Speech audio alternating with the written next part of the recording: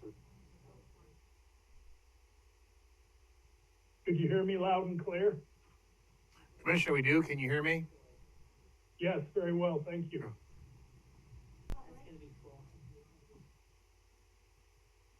So that's a special moment.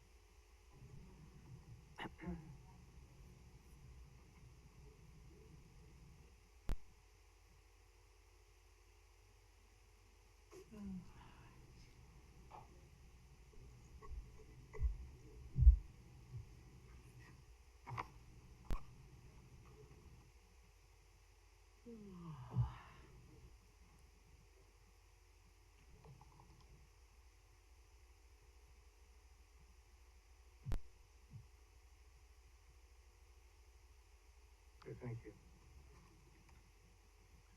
Mr. President, Commissioners, it's now 5:30. Thank you very much. Sorry I couldn't be with you in person tonight, but prudence would not allow that. We'll go ahead and begin the meeting, pre-commission meeting today by entertaining some questions or comments, if anyone has some, about the agenda itself. What was that last bit, Mr. President? Oh, does anyone have any comments or questions about the agenda itself? Oh, okay.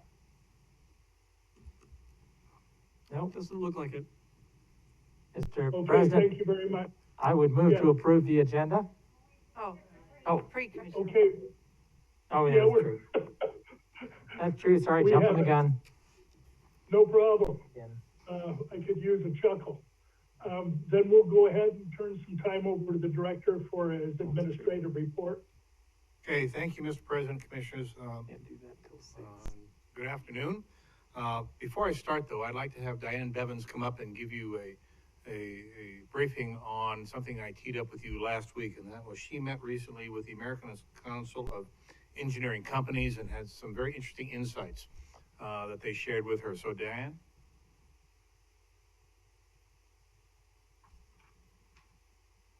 Thank you, Director, Commissioners, President Goldthorpe, Diane Bevins, Manager of Capital Projects. As the Director mentioned, we met with ACEC, that's easier to say than that long name. We meet with them 2 to 4 times a year. They're representative of consultants that do design work for us. And it's a very productive meeting, and we have several staff members that are regular attendees, and then we bring in other staff members as needed, depending on what the agenda topics are. So this last meeting we had on December 3rd, I actually requested the meeting to discuss workload, capacity, hiring, because I had a sense that there are some issues in the consulting world, as every field and occupation is having issues hiring people. So, but first, to give you some perspective, the TECO money and state money that ITD's put out recently, and all this work has to be completed in a short amount of time, like in the next 2 years. It's $70 to $90 million just in design alone. So to put that in perspective, for FY22 for ACHD is our largest budget year to date, and it's at $15 million. And the most amount we've ever spent in design was last year at $7 million. So it's a growth year for us, a very high goal. But we're competing with $70 to $90 million of work, in the valley, in the area. So part of the information we got from these companies is, yes, they are having issues hiring people. A lot of the firms have, they're national firms or regional firms. They do have offices in other states or other cities, and they are having to use staff, to supplement their ITD work. And honestly, we had the discussion about they're using out-of-state staff potentially to supplement doing work for ACHD. So, we have seen a decline in some of the quality when we've done our reviews, and we talked about that with them, and they're aware of it. And it's because they're busy, they're understaffed, they're using staff from out of state that potentially hasn't done work for ACHD before. So there's a learning curve, to learn our standards and that. So, but it was a good, we're all aware of it. we make the comments, they do make the edits, and, you know, we get to the point of a good quality product. Let's see. They are being cautious for probably, they said the first time about taking on work, so they're actually saying no. And they're really, so when we put out an RFQ, for example, which usually is our larger projects, like the lender project we recently put out, and we still have a couple more of our federal aid projects to put out, we're not seeing the numbers. You know, we used to, for those large projects, we'd see 8 or more firms putting in, and like on lender, we only had 4, and they weren't necessarily the larger firms that we always work with, too. There are some new firms in that list. So they really are, you know, having to make those tough decisions about what work to go after. Let's see. We are going to continue to meet and, you know, brainstorm ideas and keep that communication open. But it could potentially, you know, affect our delivery schedule for projects in the future. And if that happens, obviously, we keep everyone informed, and we'll do our best to get everything done that you've asked us to do. So if you have any questions, I'd be happy to try to answer. Thank you, Diane, you answered all of mine already. Okay, thank you. President Goldthorpe? Are there any others? Appreciate the update, as always. Thanks, Diane. Yeah, thank you. Merry Christmas. Commissioners, again, several things to share with you, this evening. First off, let's talk snow. Your ACHD crews are absolutely ready. We've had multiple media inquiries. I think Jennifer has spent more time in front of the camera than any other deputy director we've had in many, many years, just in the last 3 days. We will have media out here later this evening watching our plows pull out in the snow and such, but it is a big deal. So that you know, and I think I related to you earlier, our crews have already been out pre-treating the roads to ensure, to the best of our ability, that we don't see an icing problem, then snow over it, which, as you can imagine and recall in this areas, that's not a good situation to be in. Jennifer has already had, I said, her half of her crews doing that today. The changeover will be done at midnight, correct? In that area, we'll bring out the other crews, but everybody is ready to go. Supplies are great. All the equipment is working well, and it should be an interesting event. As you've probably heard, the prognosis is for, you know, between 1 and 3 inches, depending upon where the wind goes. It could get larger and such. So at the end of the day, maintenance is on top of it, and they are absolutely ready. Some great news.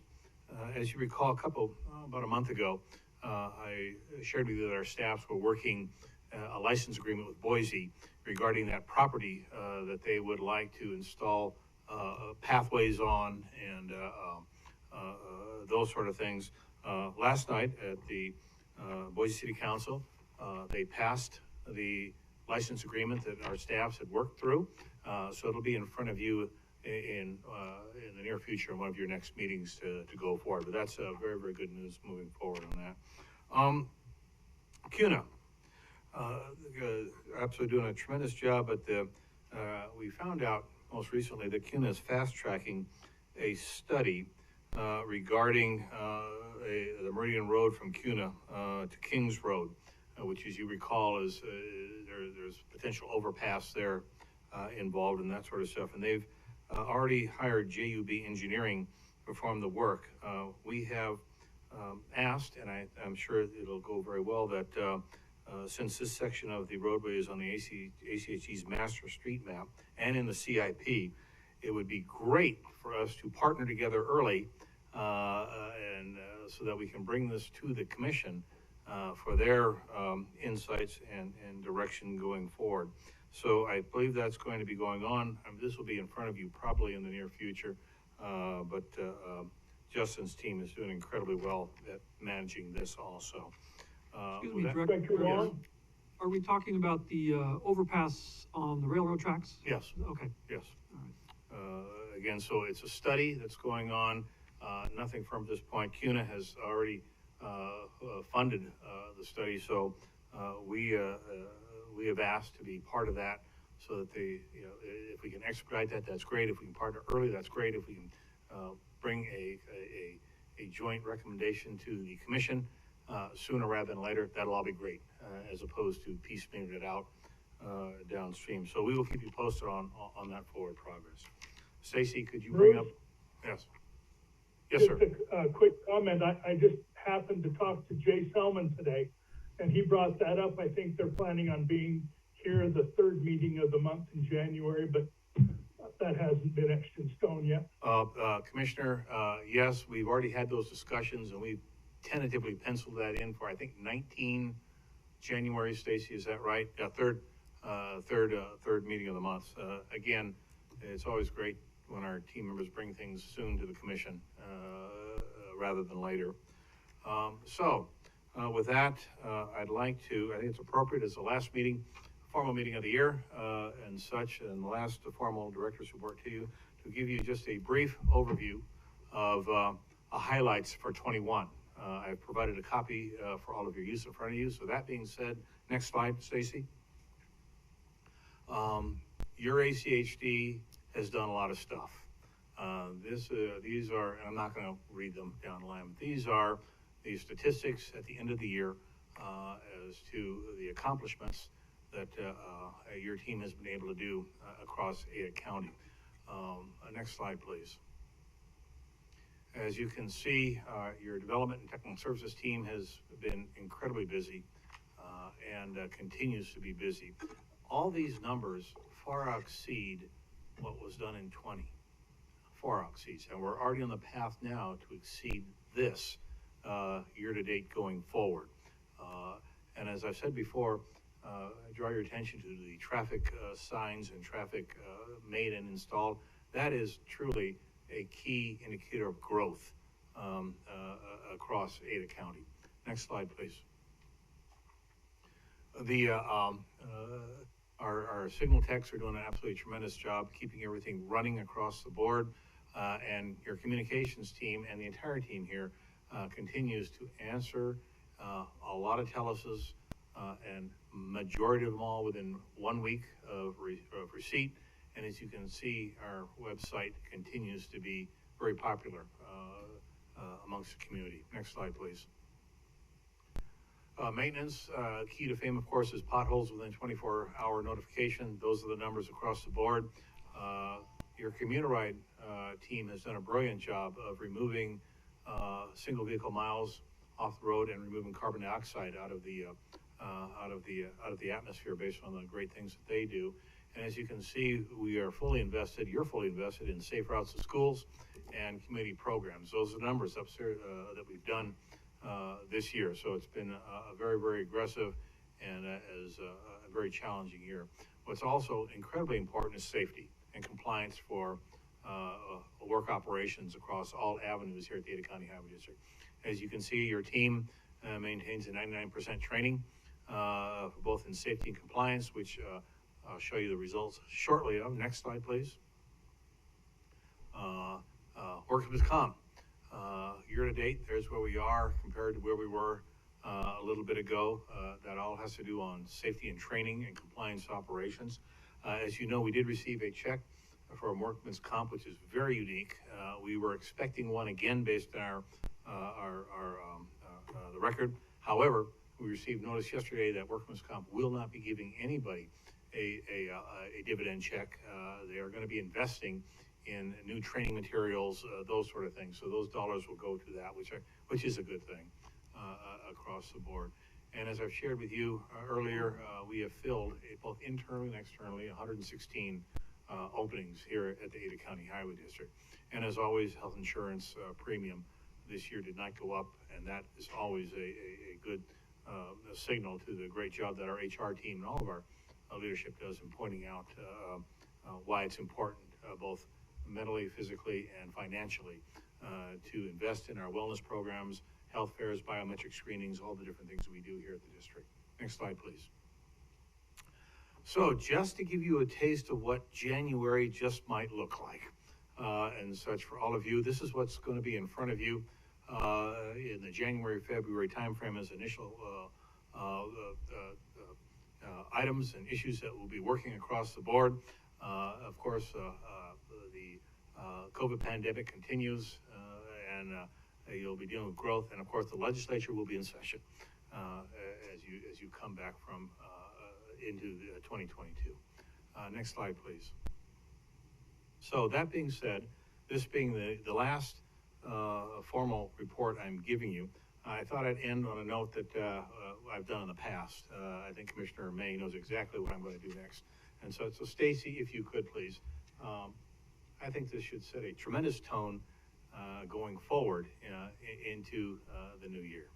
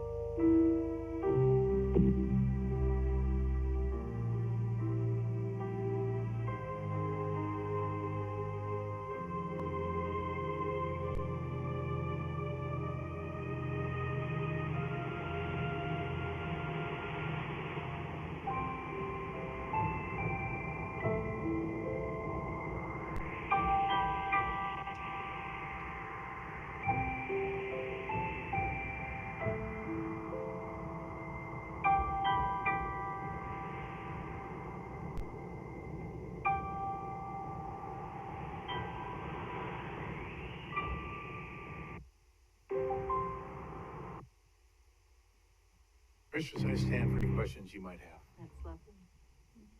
I have none. Are there any others? Mr. President, I have a couple questions. Sure. Director, thanks for your report. I've been thinking a lot about the MIG report as it relates to ADA. And I was wondering, I know we haven't talked a whole lot as a commission about how we want to proceed, other than we did want to proceed with, prioritizing what those recommendations are. And so I just wanted to kind of plant the seed that I'd like to bring that up sometime in January, especially looking into how we can envelop these recommendations in the ADA transition report. Would that work for you, Director? Absolutely, Mr. President, Commissioner Pickering, great recommendation, absolutely. Okay, thank you. And then I had another question.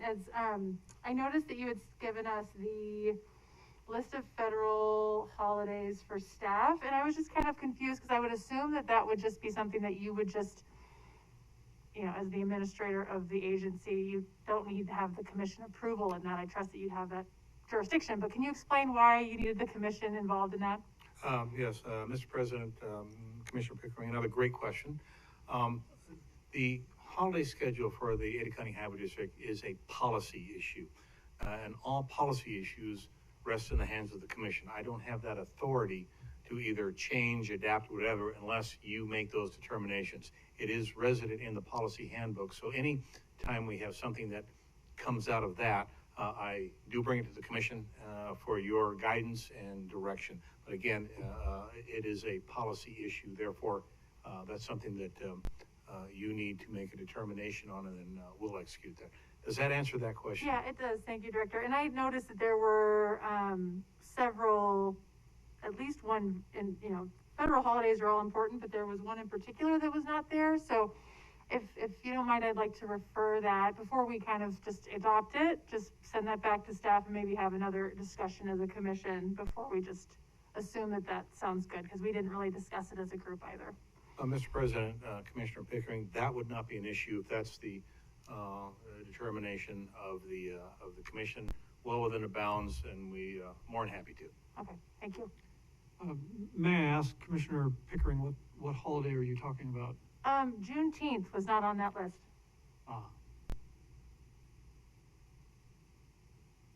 So again, it's really not an issue and such, more than happy to, and we can bring that back to you in January. If I that's may, the commission's, yeah, let me just ask, is the commission obligated to take action, or if we do nothing, does it simply stand? Or do we have to affirmatively approve the holiday schedule? you have to, since it's on the agenda, you have to take an action on that. Okay. Now, again, by deferring it back to staff, that gives us a little bit of opportunity to continue to work that and maybe provide some more information to the commission for your decision on what you'd like to do. I will let you know, and not politicking for any part left and right on this, but Boise most recently included the Juneteenth, very important holiday for their schedule. I understand that Meridian's also considering it. I don't think they've done that yet, and such. So, more than happy to do whatever you'd like. Director Wong, I seem to remember an email that came out to the commission about having us discuss it, and then I never saw anything from that, so I appreciate you bringing that up so that we can maybe have that discussion. Did you have another question, Commissioner McKinney? I did not, no. Okay. For tomorrow, are we going to be able to get a copy of the resumes for the two individuals that we're going to be I'll have to check. interviewing? I think that would be Okay. useful, Okay. since we're going to be Yeah. that doing would- those in the morning. I think we can all look up the background information and prior commitments and firms, et cetera, that they've worked with, but it would be nice to see the application or resume, so. All right, thank you. Thank you. Thank you, Director. Appreciate So it. again, for your vote, then, if you make sure on item number 7, just refer that back to the staff commissioners, if you're so inclined. Thank you. Yep. So, Mr. President, I would just, before you kind of move into having any questions about the consent agenda, I would request that we would remove item number 7 from the consent agenda and refer it back to staff. Not to put the cart in front of the horse, but, Well, we'll do that when we get to the approval. thank you. All right, if there's, nothing else as far as discussing the agenda goes, we've got 5 minutes.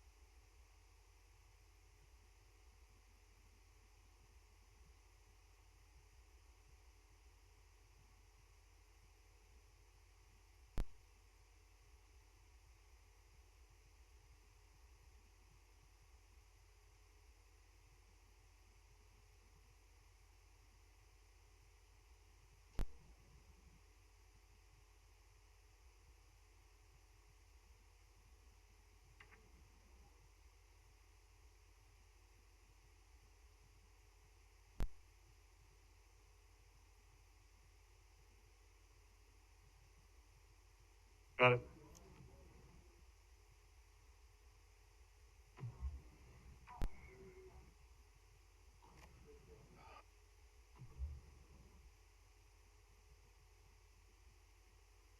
Thank you. Mr. President, Commissioners, it is 6 o'clock. You do have one commissioner out of the room. If you could hold maybe just for a minute or two.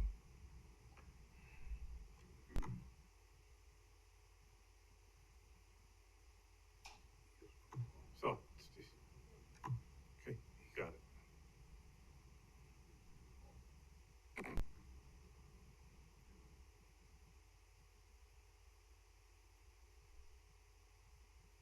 Mr. President, again, it's 6 p.m. Over to you, sir. Sir, you're muted.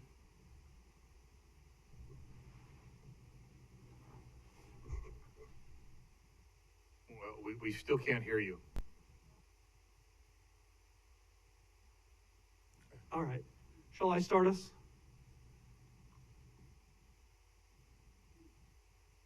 If Commissioner Goldthorpe is okay, I can begin the meeting. Okay, there he is. He's there.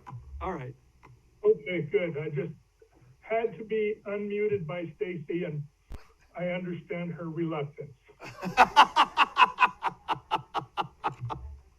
All right, well, I would like to welcome you all to the Ada County Highway District Commission meeting this evening.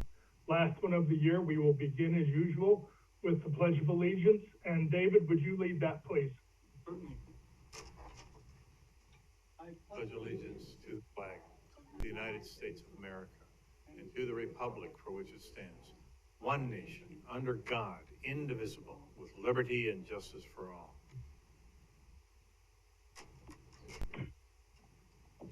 Thank you. Again, welcome, and we'll begin our meeting tonight with a motion to approve the agenda. So moved. Seconded? Is there a second? All in favor? Aye. Aye. Any opposed? The motion carries. And we'll move on to the consent agenda, and items on the consent agenda are considered to be routine and will be enacted by one motion. There won't be any separate discussion on these items unless a commissioner or citizen so requests, in which case the item will be removed from the consent agenda and placed on the regular agenda. All consent agenda items are commission action items unless noted. Is there a motion to approve the consent agenda? Mr. President, Yes. I would like to remove item number 7 from the consent agenda and just refer it back to staff.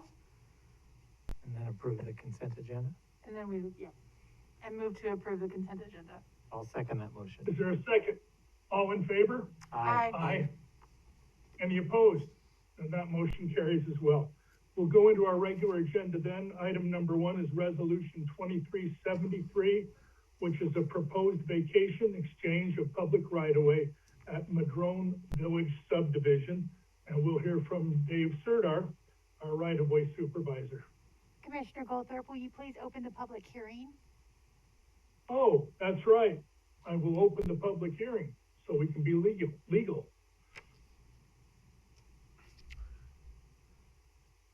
President Goldthorpe, commissioners, we have actually had CUNA City reached out to the right-of-way group about a week and a half ago with some concerns about this vacation. So we have put in a request in the agenda to have this remanded back to staff indefinitely, so that we can, we will bring it back, but so that we can work through those issues with the applicant and CUNA City.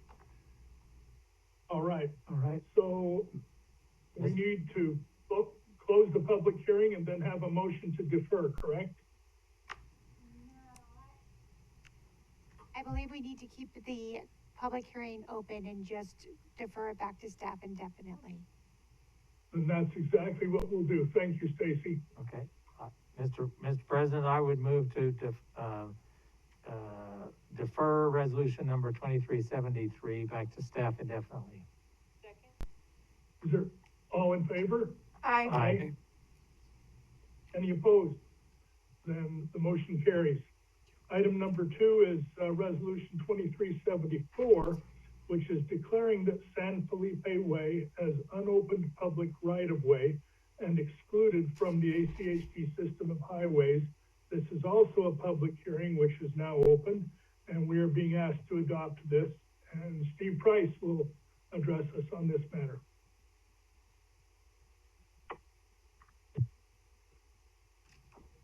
Thank you, Mr. President. Commissioners, for the record, Steve Price, General Counsel for the Highway District.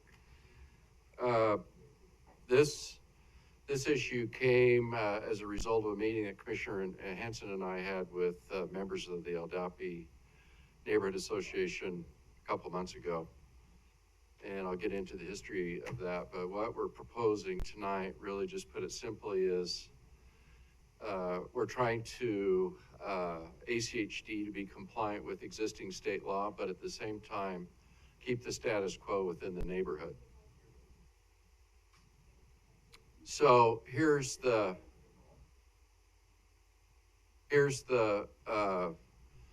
kind of where San Felipe Way is. There's a difference with San Felipe Drive.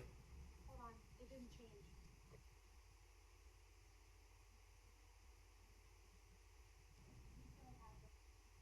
Front slide up. On 2. I have the map.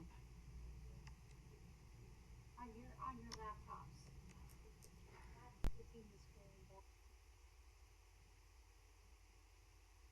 Sorry about that.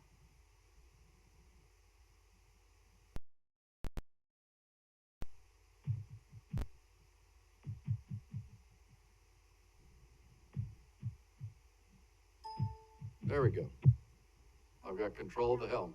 No? Now I'm seeing the presentation and not the whole presentation.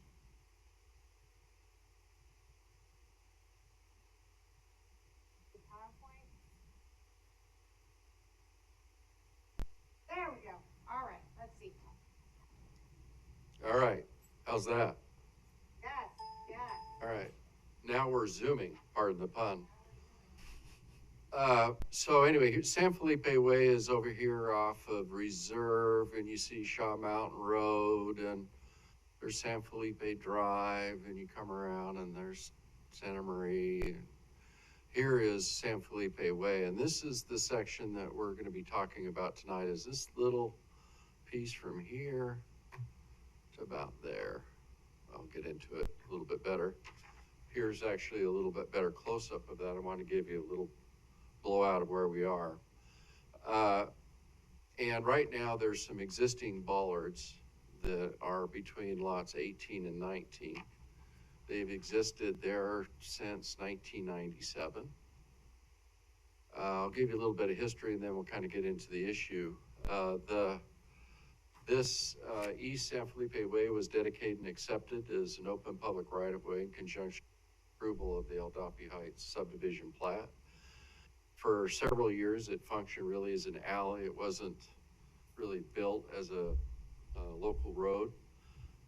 In 1974, this little piece of road, by the way, I'm trying to give you a little bit of impression. It has had a long, long history, and a long history with issues, mostly cut through traffic. So 1974 first shows up on ACHD's radar as there were requests for ACHD to address the cut-through traffic on San Felipe Way. A lot of the cut-through traffic was really a result of many of the party goers up to Table Rock. Oddly enough, we've been dealing with Table Rock for the last couple of years. So it started in 1974.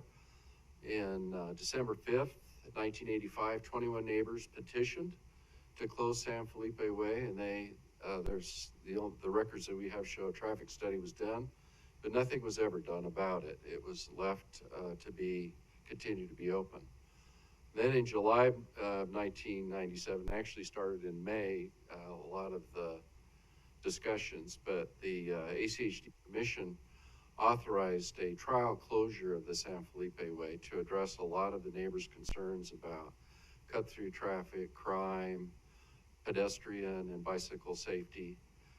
And I've included those staff reports in the agenda item. You have, I believe, a June 15, 1997 staff report, as well as an October staff report that really gives you a great background. And at the time, Joe Rosalind and Terry Little, who were traffic engineers at the time, they had done a lot of analysis, and that analysis remains true today. Nothing has really changed. If anything, with the additional growth, it may be worse. So in October 1997, for the temporary trial closure, the commission authorized the permanent placement of those bollards between lots 18 and 19. They've been there ever since. Now, ACHD's never had a policy on road closures, ever. This was something that the commission did very infrequently. And I think they did it on a case-by-case basis. There are some roads that, just the way that they were designed as part of subdivision plats, they really didn't think through what the impacts of what the local traffic would be on adjacent neighborhoods, and there's a lot of cut through. So, Mr. Price, just clarification here. So you're referring to like permanent road closures, yes. Correct? Okay, that's interesting. Yeah. Thank you. But anyway, it was closed, and it's been closed ever since then. And then again, we were in a meeting with some of the members on a different issue in the neighborhood, Commissioner Hanson and I, and we realized that those bollards had existed, and they are obstructing and preventing the uses in the open public right-of-way. Well, why that's relevant is the law in Idaho has changed several times, but Idaho Code 40-2319 prohibits the gate or otherwise obstruction of an open public right-of-way, and that is San Felipe. And that's what it's looked like this fall. That gives you an idea that it's, there's some people who use it, but it's really it looks more like an alley. It doesn't have any pedestrian facilities, really no drainage facilities that, or remarkable ones if there are. And here's more of the fall look at it. Now, the problem with those bollards is that they were put in so long ago, they're wood, and they've kind of swollen, and if a fire truck pulled up to them to take them out, they can't get them out. So those kind of represent a danger. They're supposed to provide access in case of emergency, but they really are. And here's ACHD crews doing, we were getting ready to take out the bollards just because the state law, but then we thought better of our ways. We put a kind of a strategic pause to figure out how to deal with this situation. So here's actually the statute. The provision that applies, it says, if a highway district has actual notice of an encroachment that is of the nature as to effectually obstruct and prevent the use of an open highway for vehicles, the highway district shall immediately cause the encroachment to be removed without notice. So this puts the district in kind of a position that those need to be removed. Now, there's always a loophole, and we're going to be talking about that. So, as part of the temporary, I want to kind of go back to what the temporary trial period did, and the findings were that the closure reduced the cut-through traffic from 42.1% to 0%. There was no significant impacts to traffic circulation or safety. There are enough other roads in the area that people can circulate without representing any type of safety issues. And the closure successfully calmed the traffic in the neighborhood. And I think the neighbors were very happy with that decision. More recently, I met with several of the members of the Aldapi neighborhood, to discuss the removal of the bollards. Staff had explored many of the traffic mitigation possibilities. The traffic department looked at that.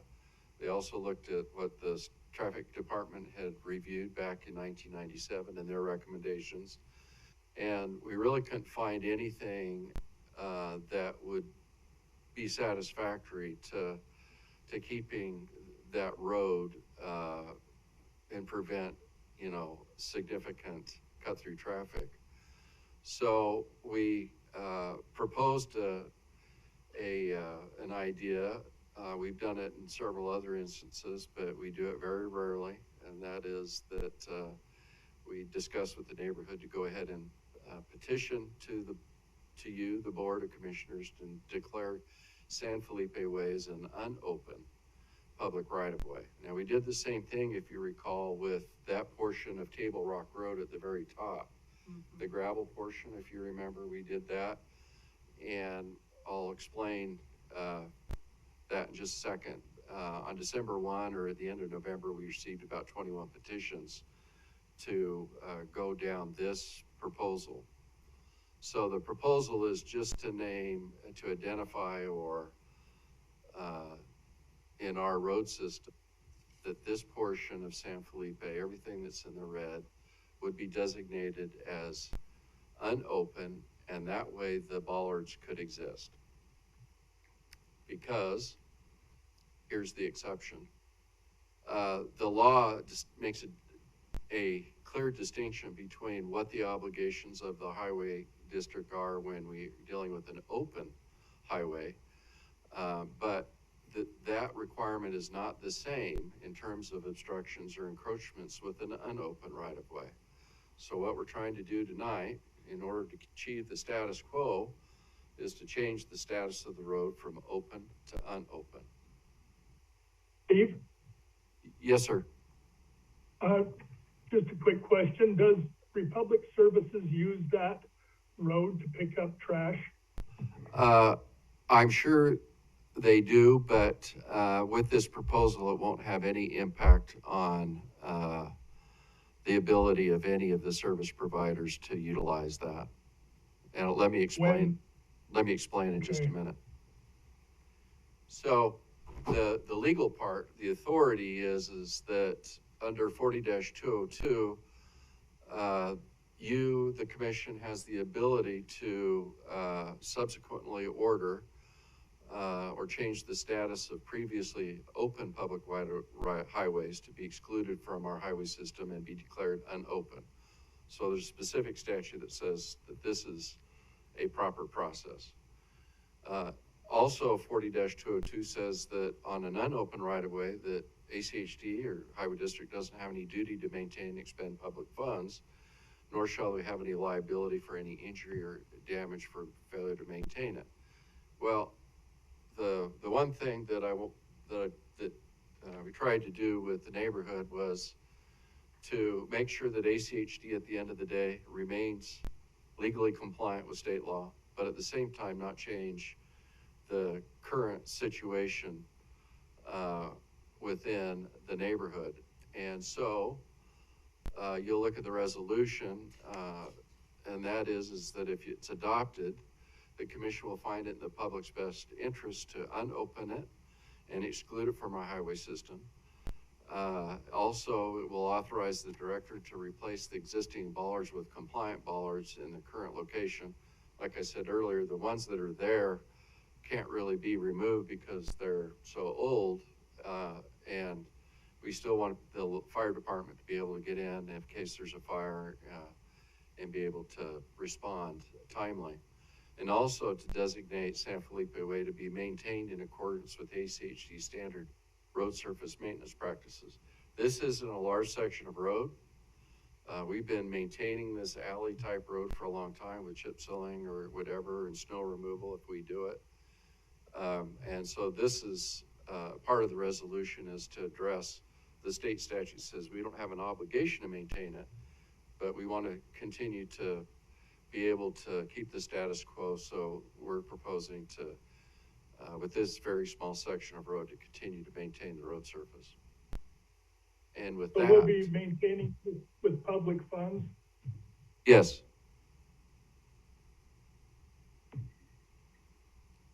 And so with that, Mr. President and Commissioners, staff recommends adoption of Resolution 2374, and I'm happy to stand for any questions. Mr. President, Steve, thanks very much. I just had one quick question. You mentioned the fire department, and I saw back in 1997, they had a couple items that they wanted addressed, and we accommodated with the placement of the bollards. Have we reached out to them, or have they had, because I know our state code has changed twice since 1997, so I didn't know if they had any input or if there's anything additional that we would be required to do vis-a-vis the fire department. No, we're really just keeping the original authorization, and the bollards are most certainly, that's what I mean by compliant bollards. Okay. Is to make sure. That's why I figured, so I Yeah, wanted to that's make sure. the one reason, but also the city of Boise did reach out. Karen Gallagher did, and with the concern about what, they didn't want the road to be, changed its status because of the maintenance. And so I know the city of Boise's looked at it, and we assured them that the resolution addresses the maintenance. And this is I went up there, and it's a very, very small section of road. On the map, it looks much bigger than it really is, but it's Yeah. a very small area. Okay, good. Just wanted to make sure when they could have that emergency Yep. access. All right, thank you. Mr. President, Yes. Steve, just a couple of questions. The disclaimer of liability for that street, as attorneys, you and I both know that disclaimers of liability sometimes don't necessarily work. That is to say, there are certain liabilities you can't disclaim. I'm curious if we're updating and improving the bollards and bringing them up to current standards, but we're not doing anything else with the road. That is to say, it probably doesn't meet ACHD's current standards in any way, but we're maintaining it at old standards, but we've updated one part of it being the bollards. Does that potentially present a liability issue for us? Mr. President, Commissioner McKinney, I don't believe that it does, any more than it did, it does today. I think the fact of just changing the status, if anything, it bolsters the fact that we won't have any liability. The only thing that we're asserting any level of duty is to maintain road surface, the existing road. After that, there's no other, the state law. So the statute doesn't prohibit you. It doesn't prohibit you from providing maintenance.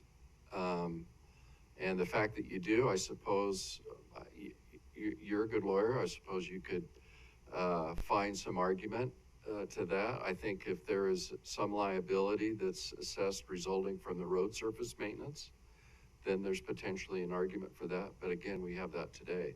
But if any other issues that are outside the road surface, I think the statute's clear that we don't have any liability. Okay. With respect to open versus unopened, if it's maintained and it's not blocked, I guess we didn't go into the statute to look at what are the definitions of open versus unopened. We just said we can change it from open to unopened. Well, the problem, Mr. President, Commissioner McKinney, there is no definition in Idaho law as to what's open and unopened, other okay. than what you're reading in that particular statute. So we can declare it to be unopened. Do we need to put any signs up anywhere? I'm sure we'll do that. No, and we've done that up at Table Rock. Okay. So we can have a street that we maintain and simply declare it to be unopened. And it's not blocked off. Well, it's blocked off midway, but it can be used up to the blockage from either direction. Well, the one thing the statute does say, Commissioner McKinney, and that is that, the word public means something. And the public has the ability to use open right-of-way or unopened right-of-way. And in the Table Rock case, we wanted to make sure the public could still use it, although it would block vehicular traffic, is that the public could still use it in terms of other modes of transportation. Bicyclists, pedestrians. So, yes, the answer to your question is yes, we most certainly, there's lots of unopened public rights-of-way in Ada County. There is a bunch, and it gets used all the time. And they aren't necessarily blocked off. And they're not necessarily blocked off. In fact, 90% of those are not blocked off. And it's very unusual when we do block them off, and it's really those situations like Table Rock and here in which we're proposing to do that. But at the same time, we're making sure that the public can still take access to it, but just not motor vehicles because of safety. Okay. All right, thank you. Mhm. All right, are there any other questions for Steve? I just Then want I to, believe, Mr. President, I just want to Go ahead. express my appreciation to Mr. Price. When this issue came up and we realized that it was, the status quo was out of compliance with existing law, I really appreciated Steve and Steve's office moving forward and in a comparatively short time, working with the neighborhood and coming up with a solution. So I just want to express my appreciation. Thank you. thank you. Now, someone else besides me will know if we have anyone signed up to give testimony on this item. Stacy, do we? Yes, Mr. President, I have the list here of people who are here in person who have signed up and would like to speak. I've been asked, first of all, to recognize Gordon Trounson, who is, I believe, speaking on behalf of a number of residents. Gordon, if you're here, please come forward. Ordinarily, we give you 3 minutes. I think if you're representing a group of people, we can let you take whatever time you need to present your thoughts. Thank you. I'll try to be shorter. Sure. And please state your name and address yes. clearly. Good evening, Commissioners, President Goldthorpe and Commissioners. My name is Gordon Trounson. I live at 1143 East Santa Maria Drive here in Boise. So thanks for this opportunity that we can speak. And you need I've to been- get as close to the microphone, especially I've if you're been wearing a asked to, mask. okay, got it. I've been asked to speak, maybe just kind of frame this from a neighborhood perspective of the support that we have for this resolution. Would first off like to thank Mr. Price, though. He's been most helpful to get resolution of this with us, so thank you very much. So the San Felipe, what we're here tonight is to show our support for the reaffirming of what the commission decision was back in 1997 and bring it up to date. We support the fact that if this is in fact stays closed with still the bollards for emergency access, that it greatly enhances our neighborhood. First, from a safety perspective, which was laid out in 97, and that still remains today, that we don't have that drive-through traffic speeding through the neighborhood, not only for the safety of the individuals doing that, but also for the safety of the people that use that quite a bit in the neighborhood for walking and biking. Also, the fact that it has is part of the bikeway system. It's a great route to come off of Upper Shaw Mountain to come down to the bottom of Shaw Mountain and Reserve. So that's just basically the frame. We're certainly in support of this, and we appreciate the consideration of it. What we'd like to do is, there are a few neighbors that lived here in 1997 when this was changed over, and they can speak from their perspective in support of it. And then there might be some additional folks from the neighborhood that would like to speak too.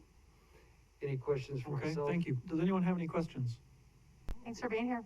Good, thank you. Appreciate it. Thanks for coming. Thank you. Well, I guess we could go down your list. Is that what you'd like to do? Yeah, normally we would just go down the list. Otherwise, not in any particular, just in the order they are on the list. Okay. So if that's all right. Next on the list, I have Teresa Taylor. Teresa, would you like to come forward? Again, please give your name and address for the record. And if you're testifying, yeah, please feel free to remove a mask. It helps. Is that close enough? Okay. Yep. I'm Teresa Taylor, and I live at 701 North San Jose Way. I've lived at that address since 1980. So I'm part of the original group of neighbors who worked together in 1997 to request, work with authorities to have San Felipe restricted, traffic restricted. So prior to the closure of San Felipe, the neighborhood experienced a lot of drivers traveling extremely fast, using it as a shortcut. I know that the agenda packet that you all were provided gives some detail from those original documents from 1997 about the problems that occurred back then. One of the things that I remember is people would race through the neighborhood. There would be two drivers who would start. One would take Shaw Mountain Road and one would take San Felipe to see who would get to the bottom the quickest. And there was vandalism, litter and trash, at least one pet run over, near misses with kids, property damage, you know, the whole list that's in far more detail with the documents. In the last 24 years, we have had that curtailed to almost zero. There's been no problems with respect to access of emergency vehicles to anyone that needs to have that service within the neighborhood. And like Gordon was talking about, we have a lot of foot traffic, a lot of bicycle traffic. People use it very frequently, not only our immediate neighborhood, but from down below Roosevelt Flats and up above, as a safer alternative to Shaw Mountain Road, because some of those blind corners are a little hair-raising for bicyclists, and they do use this route most frequently. And so I respectfully request that the resolution be supported and we're able to maintain the status quo with keeping the bollards, updated bollards in place. So thank you very much. Thank you. Are there any questions for the witness? Thank you. for being here. All right, Linda Van Voorhees.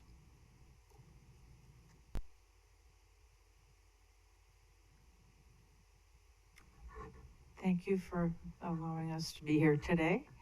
My name is Linda Van Voorhees. I live at 1160 Santa Maria Drive in Boise, and San Felipe runs right behind my house. I actually back out. I have a carport and I back out onto San Felipe. And I moved to the neighborhood in 1992. I did not grow up in Boise, but I quickly learned that stretch of road was not just an alleyway, it was a rite of passage for not only cars of teenagers, but, you know, professional people who were interested in getting down the hill a little bit faster in the morning, and described it as their fun little joyride. And from 92 to 97, I really experienced some terrible things. I've just never seen such a level of, you know, people just being disconnected from one neighborhood to another. And of course, our problem back then, a lot of it was Table Rock, contributed to the vandalism and the drinking and things. I'm really surprised that no one was seriously hurt. It divided the neighborhood, and it was such a nuisance to have to, you know, especially when you would look out the window or be outside and see someone that whose children went to school with yours, and they just were completely disconnected from the idea that they were, you know, going through a neighborhood. And you'd have to be able to do it. And this, make no mistake about it, this stretch of road is, it's a thrill ride, especially when you run the stop signs. And it's coming down the Shaw Mountain Road that is so delightful, because you can get up your speed and you can come across Shaw Mountain Road and then run the stop signs. And it's incredibly dangerous. And I would say now that our neighborhood is it's walkable, which is a wonderful thing for a neighborhood to be. This is a very coveted neighborhood in the city of Boise. It has historical value. And this has been going on for a very long time. So I would respectfully ask you to keep it closed. I don't think the fire department would have any trouble. The way the bollards are, they are right on between two properties. So if I had a fire or my neighbor, there's 2 or 3 other ways that the fire department could get through there. And then your question about the Republic, Recycling, they've never had any trouble. They can back right up and get the cans, and then they come around to Santa Maria, and they come around and hit the other side of it. So it's been a win-win all the way around. Thank you. Thank you very much. Are there any questions for the witness? Thank you. Oh, thank you. All right, let's see. Next on the list, Gary Richardson. Gary, if you'd like to come forward.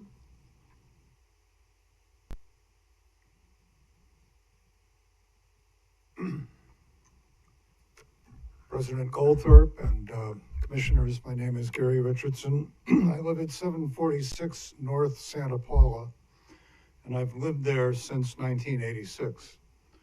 When I moved in June of 1986, the road, San Felipe was closed temporarily with a big sign blocking it as a trial.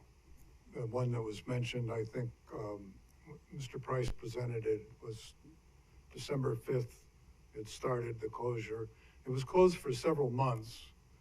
When I moved up there, I had a sports car myself, and I can tell you that it was an excellent sports car course if you come down there with a couple chicanes in there, and that's, I think, what attracted some of the people to drive there.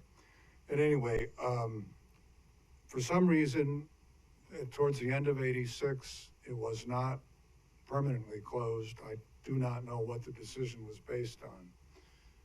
In 1996, I was elected to the Highway Commission. I suggested to the neighborhood that they repetition the commission, which they did, because of the safety measures that people have mentioned. Kids would come down Friday, Saturday night off of Table Rock, and you'd hear them screeching around the corner. And it was just, as Linda said, I'm surprised nobody got killed. So I wanted to mention that. I did encourage people to petition the commission, which they did, and it was an act of the commission to put those bollards in and close the way. It was originally an alley. I don't know if you know the history of Aldapi Heights, but it's the first successful foothills subdivision. The Highlands was approved, but wasn't very successful for quite some years. At any rate, the road system up there is unusual, and I could go into details about how it was created, but that was an alleyway to serve the rear end of those houses.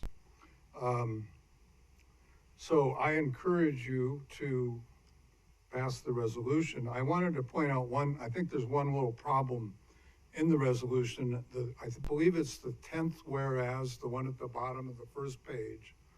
There is, again, the mention of encroached width. I think part of the problem here is there was an amendment to the state code in section 40-2319 that added that encroachment provision.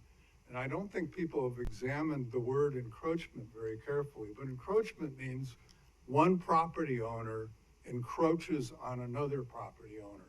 Those bollards are not encroachments. They were actually placed there by this commission through an official act, and so it's their property. So I would recommend you remove that phrase in the resolution, because it's not an encroachment at all, but it is a safety blockade. Any questions? Thank you. Are there any questions for the witness? No, thank you for. Thank you very much. Thank you. All right, let's see. Next on the list, Chris Cook.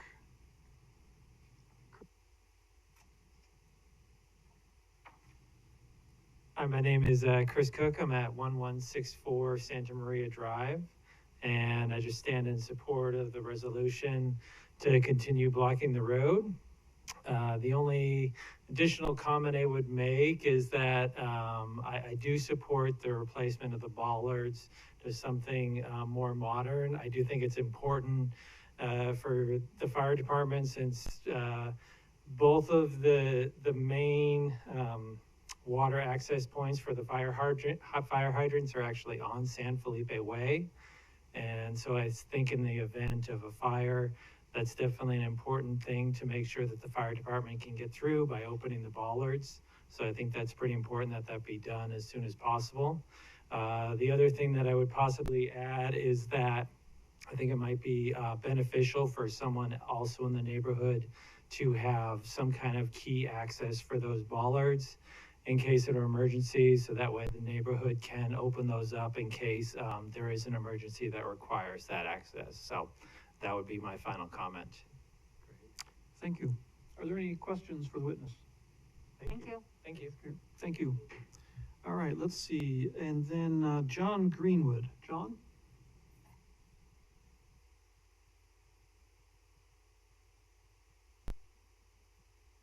Hello, my name is John Greenwood, and I live at 715 Santa Paula Place.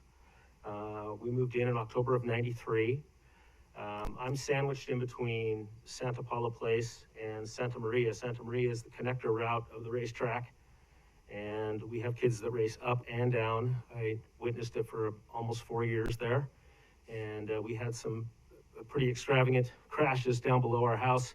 Kids actually racing up the hill, not so much down the hill, but kids racing up the hill.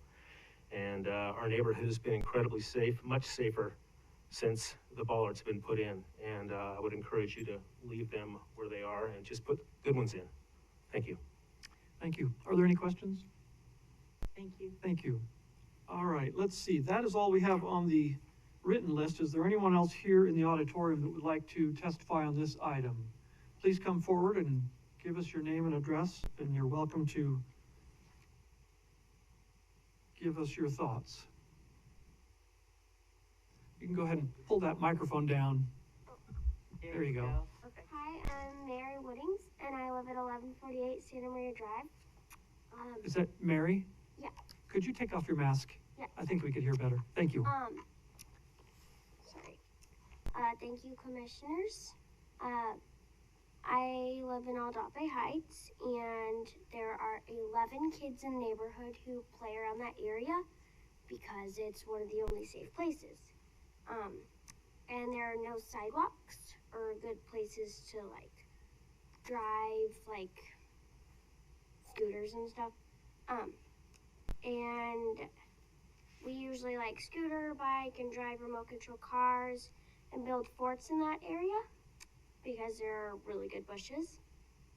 But also, yeah, please declare San Felipe as an open right-of-way.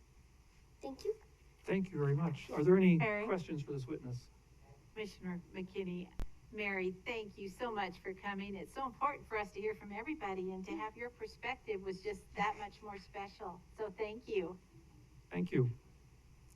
Is there anyone else here in the auditorium that would like to comment on this item? And we do have a couple people through Zoom. Okay. We have Robert Burke. Okay. Robert, please introduce yourself. You're welcome to give us your testimony. And you should be able to unmute. Can you hear? Yep, there you go. Okay, I just was able to unmute. I'm Robert Burke. I live at 1135 Santa Maria Drive. I moved there in 1994. So for 3 years, experienced the issues of aggressive and excessive traffic on Santa Maria, and especially two incidents. One, just verbal altercation I had with one of the many speeders, and then shortly after the bollards placed in 1997, I remember seeing somebody come up to the bollards. They were traveling uphill, found they were closed. I remember a loud expletive shout, and then they peeled around and were off to another direction to get up to where they were going. Anyway, my concern isn't only for partiers at Table Rock and such. It's also the use and adoption of navigation algorithms that do see that it is, you know, a tenth of a mile shorter, and as some have seen and exploited in the past, it is not safe. You know, it's not the intent to bring, you know, traffic like that from upper foothills to downtown through a residential area. So I support the motion or the resolution to close or make it an unopened way. Thank you. Thank you. Robert, before we go on, can I ask you a quick question? You mentioned map apps and so on. Have you checked, and is it your testimony that Google Maps or things like that do show that street as an open street and direct drivers there? I'm curious. Well, if no, that is the not case. drivers. It does acknowledge it's closed for vehicles, which I think it should. I did do some research, so thank you for asking. For a pedestrian, it does say it's, you know, 1 minute shorter to take the Santa Maria route versus the Shaw Mountain route. You know, 9 minutes versus 10 minutes. For bicycles, it also gives a recommendation. In that case, it gives 2 minutes for each direction. So it wouldn't direct one or another. So I tested it myself and found that it's 90 seconds to go the Shaw Mountain way and 67 seconds to go the Santa Maria way. So I'm sure that it won't take long for navigation to figure out car traffic would look, you know, faster that way. This is the downhill route. Would then? Yeah, so I don't have car traffic because, of course, that data doesn't exist, but pedestrian and bike, it does. Okay.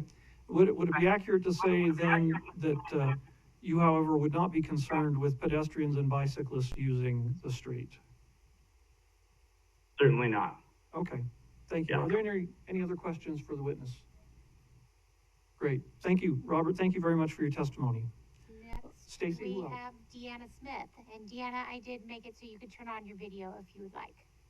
Okay. Deanna Smith, please introduce yourself, and we're happy to hear from you.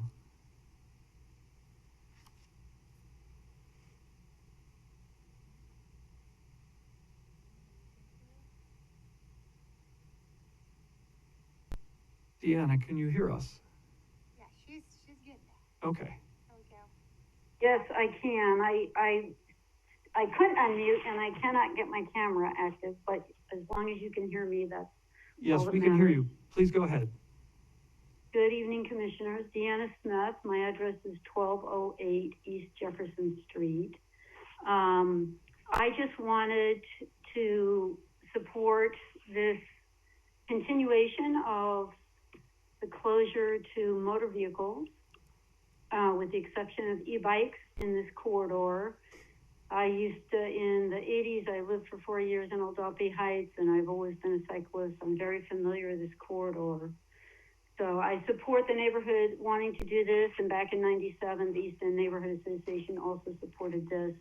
We haven't been involved this time around, so I can't speak on behalf of the Neighborhood Association, although I don't know that that's necessary this evening.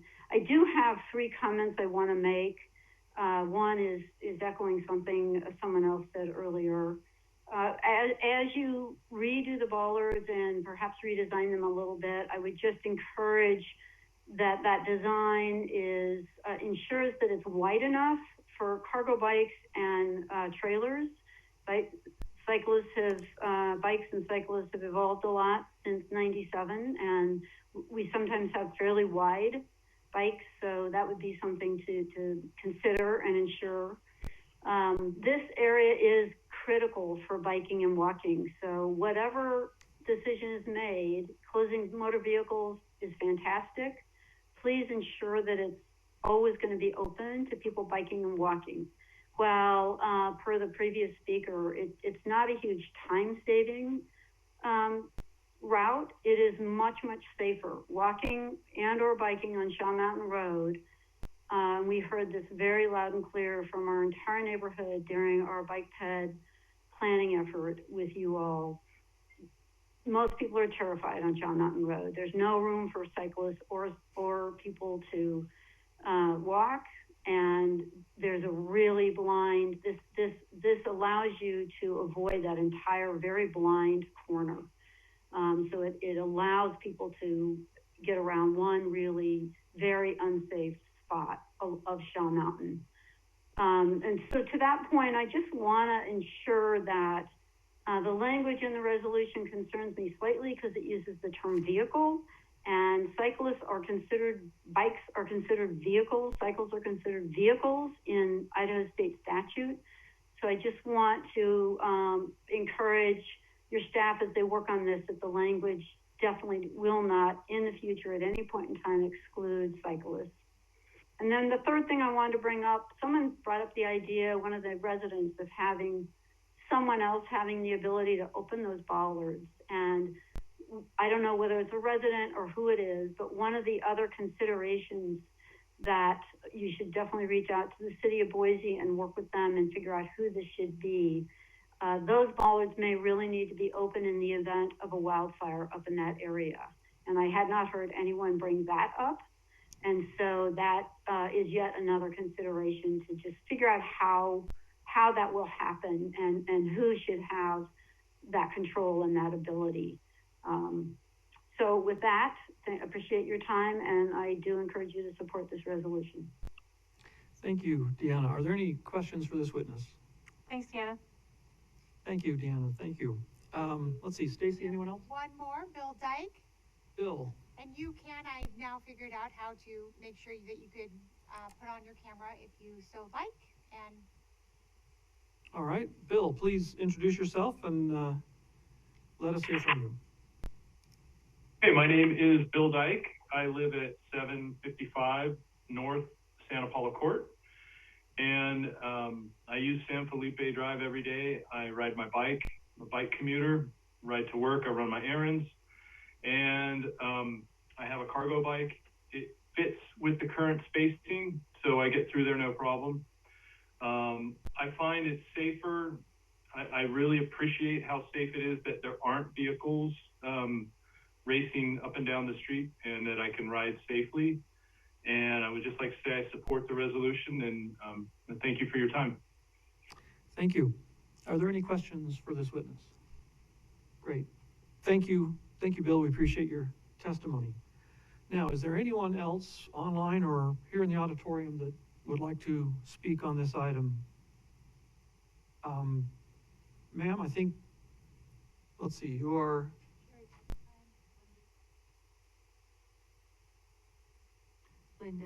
Linda, you'd like to say some additional words to us? Okay, you can have 1 minute, I suppose.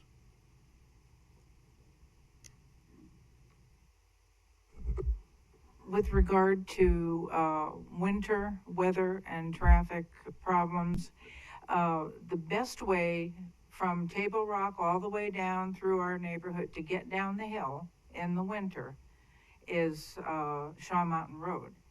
And any issues about opening up San Felipe for people to get down the hill in the neighborhood, it's really just, it's like a ski slope. Some parts of Santa Maria coming down, it snakes down to and rejoins Shaw Mountain Road. And even if that was sanded, it would be slippery.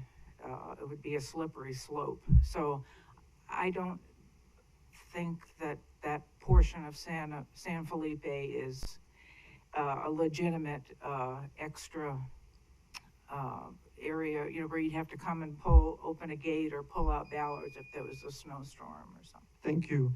Before you sit down, just for our audio record, you'll have to introduce yourself again, name and address. I'm sorry?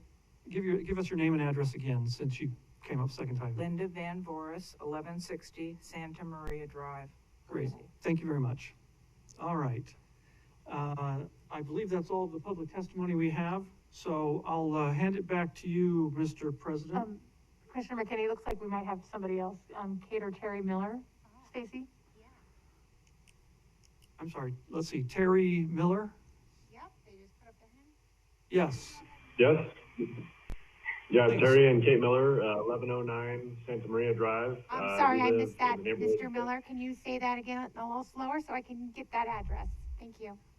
Sure. 1109 Santa Maria Drive. Thank you. You bet.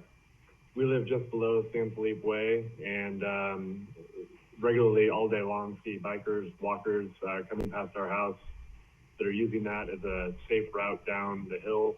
So there's a whole watershed of people using that particular route to get down as a safe alternative to Shaw Mountain, which is has no shoulder and is a blind corner going around. So it's a much better pedestrian access to the trail system at the base of our street, which includes access to the trails, the new bike park, where there's been more and more kids coming through. Young kids in particular we see going down our hill to the bike park. It's a safe alternative for them to get down there.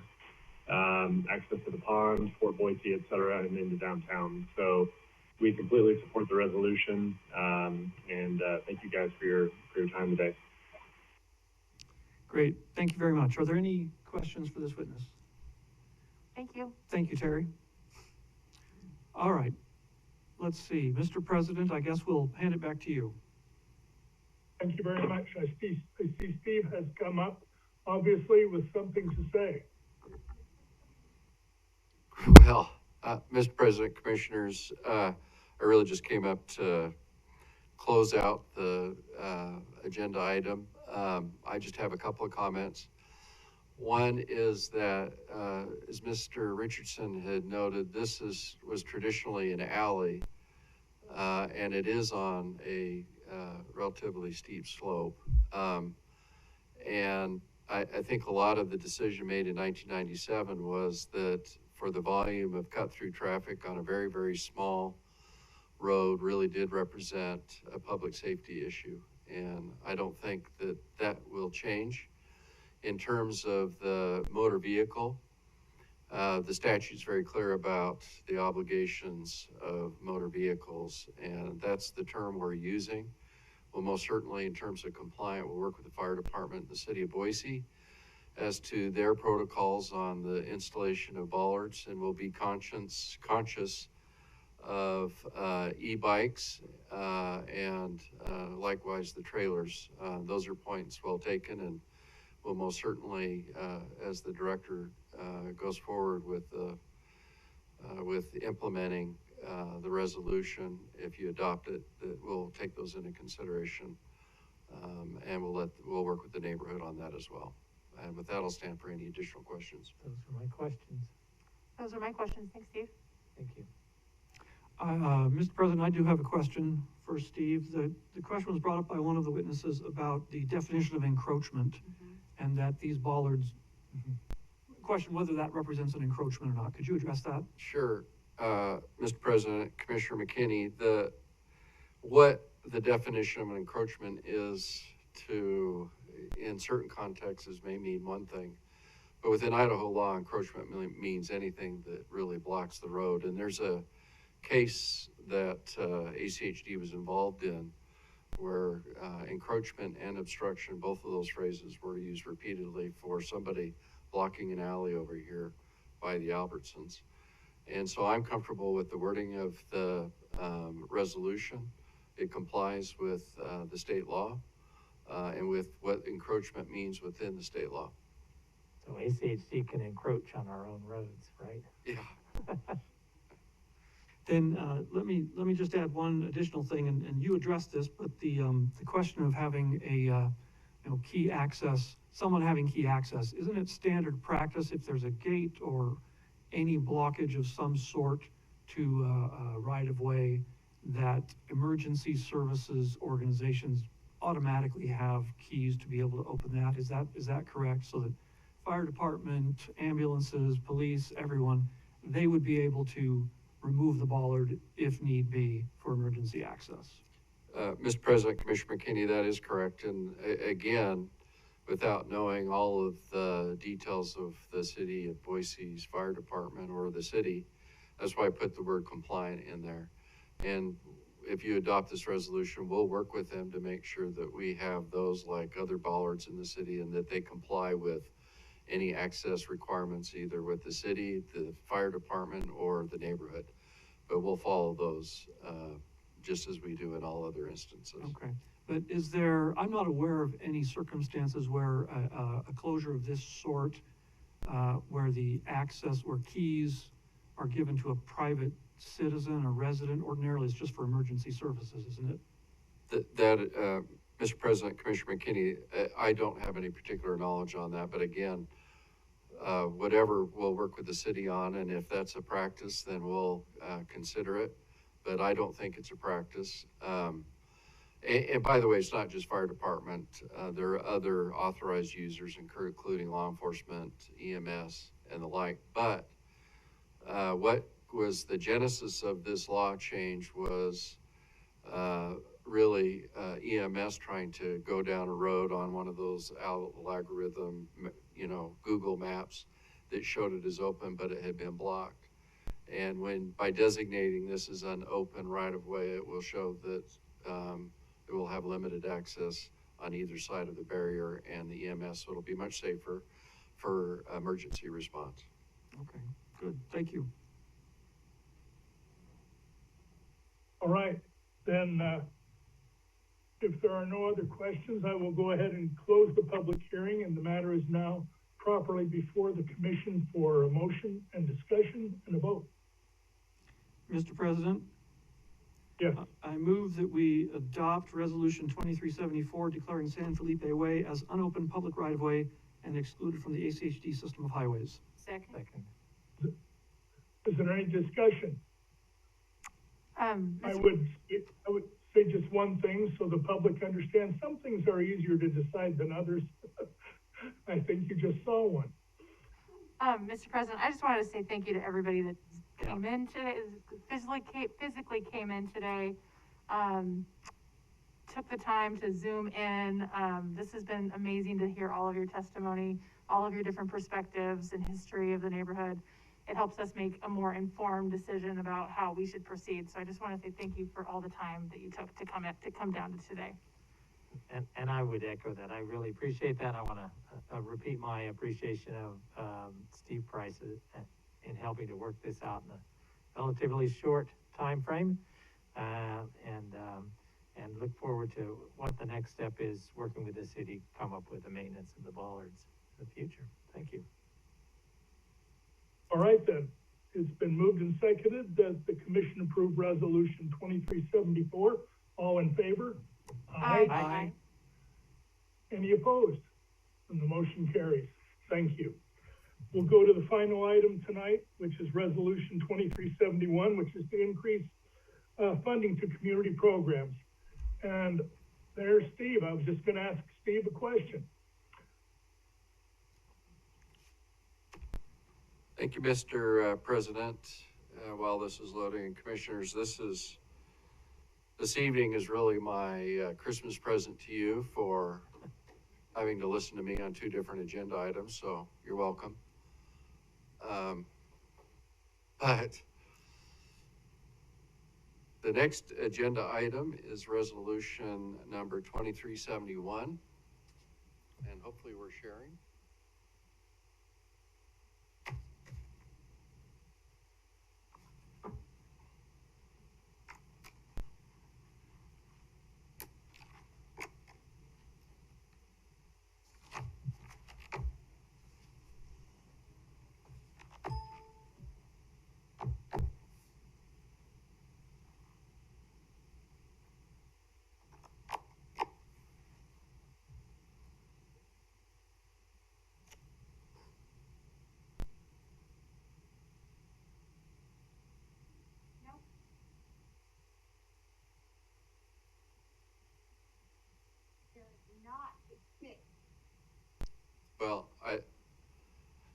I don't think it's,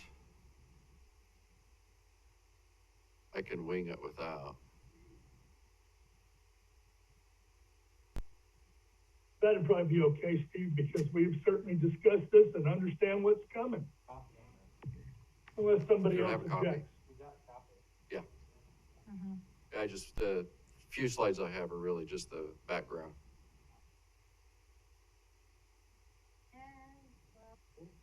It's fine, we're not putting it in the presentation mode. Okay. But that's fine, there's nothing really, it's more procedural, it's all public record anyway. But anyway, Resolution 2371 relates to the funding increase to community programs for fiscal year 2023. If you recall, Oops, sorry, Stacy, it's not forwarding on our side of things, but it is on Steve's side, so. So what people can see, the full presentation on the left-hand side and then background. okay. So, Well, I'm only using it just to really testify. It's,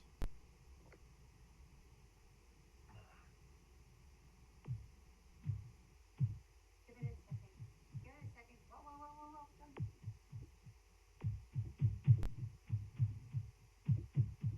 Okay, I thought it was It looks like it was. this is the wrapping on the Christmas present.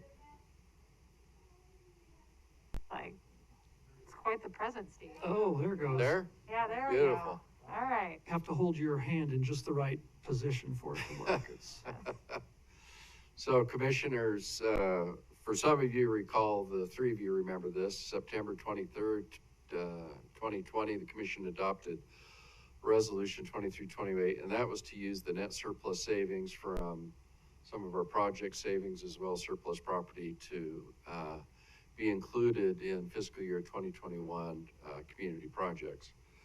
Just because of the way that projects close out and the timing, it's very hard to get that done within a fiscal year. But if you recall, there was discussions in May of 2021, and staff was directed to come back with Resolution 2361, and that was to increase the funding to fiscal year 2022 by an additional $5 million. There's some other things that it did, and then that was included in the 22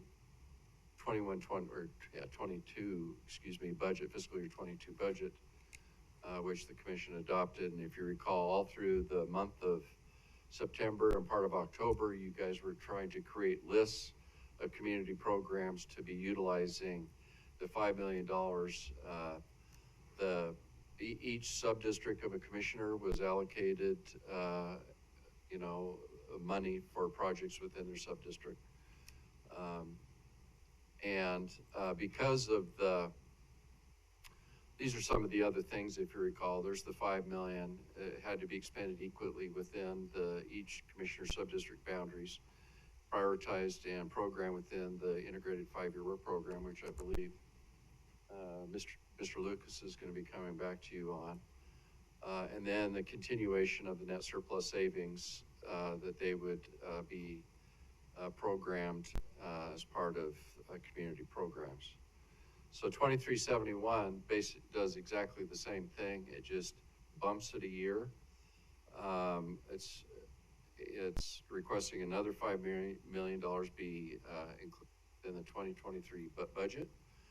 The reason why we didn't do, and I know it's Commissioner Goldthorpe's wish with the original resolution to just have it for 2 years, $5 million a year, but because of the Article 8, Section 3 of the Constitution, Idaho Constitution, we're precluded from committing those funds outside of fiscal year.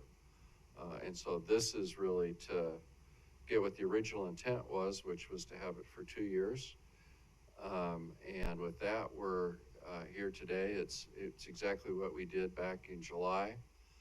And staff's been directed to bring it to you, Resolution 2371. And with that, I'll stand for any comments or questions.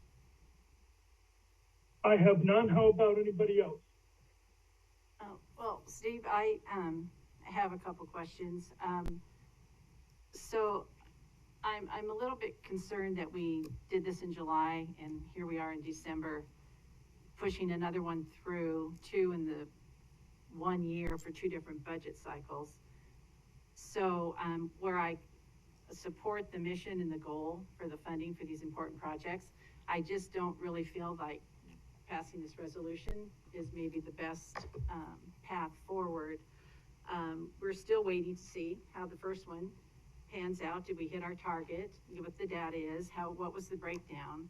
So I'm reluctant to move forward and approve another one before we get any sort of feedback on the first one that we did. And then my other thought is perhaps just having a line item on the budget. If the commission would like to see these funds allocated per district, you know, we could certainly list it that way, and then it's locked in. And, you know, because there is a lot of criteria in the resolution. So that would be my thought on this, that I think it's better served to have this discussion during the actual budget cycle.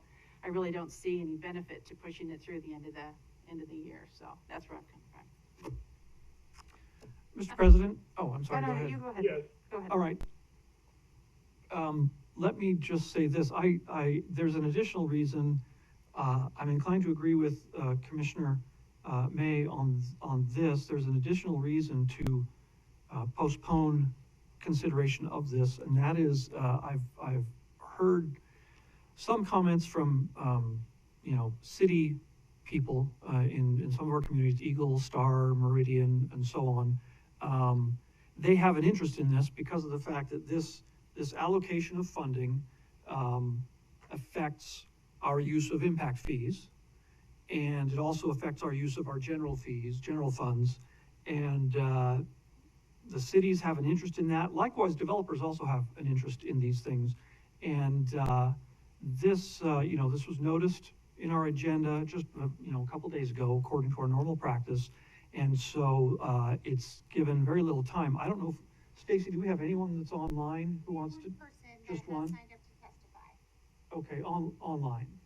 On Zoom, yes. Okay, because there's also one here on our sign-up sheet. So we've got two people who want to give input, but I know there's a lot more who are interested, a lot more parties whom we should hear from before we go forward with this. So I'm inclined, and I know I'm kind of putting my cards on the table here, but I'm inclined to postpone our decision on this. We can postpone it to a specific date or just postpone it indefinitely and put it on the agenda later. But I'm inclined not to rule on this right now. Thank you, David. I must say right now that this is kind of what I was afraid of was going to happen. We've known since May that this was coming, so it has not come at the last moment in any way, shape, or form. And I believe we should vote on it one way or the other tonight.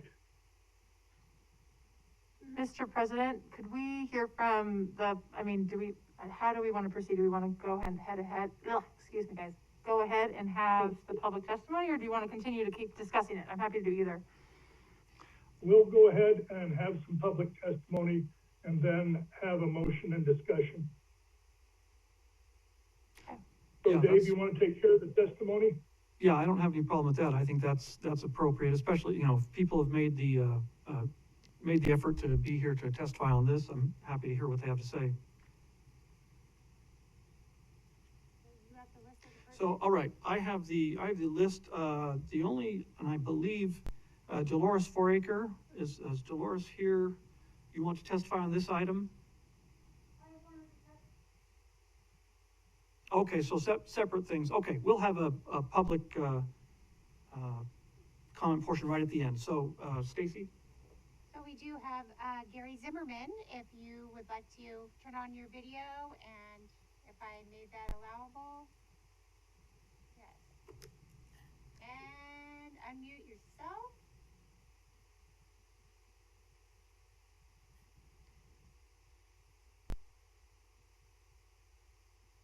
Hi, can you hear me? Yes. Hi, my name is Gary Zorman. I live at 4375 Plum Street, Boise. Commissioners, I certainly appreciate you taking the time to hear me for a few minutes here. Community program funding is important, particularly with regard to bicycle and pedestrian infrastructure. My wife and I live on Plum Street near Taft in the Veterans Park neighborhood. The area in which we live has shopping, library, parks nearby, but the infrastructure to be able to walk and bike to these amenities is almost non-existent.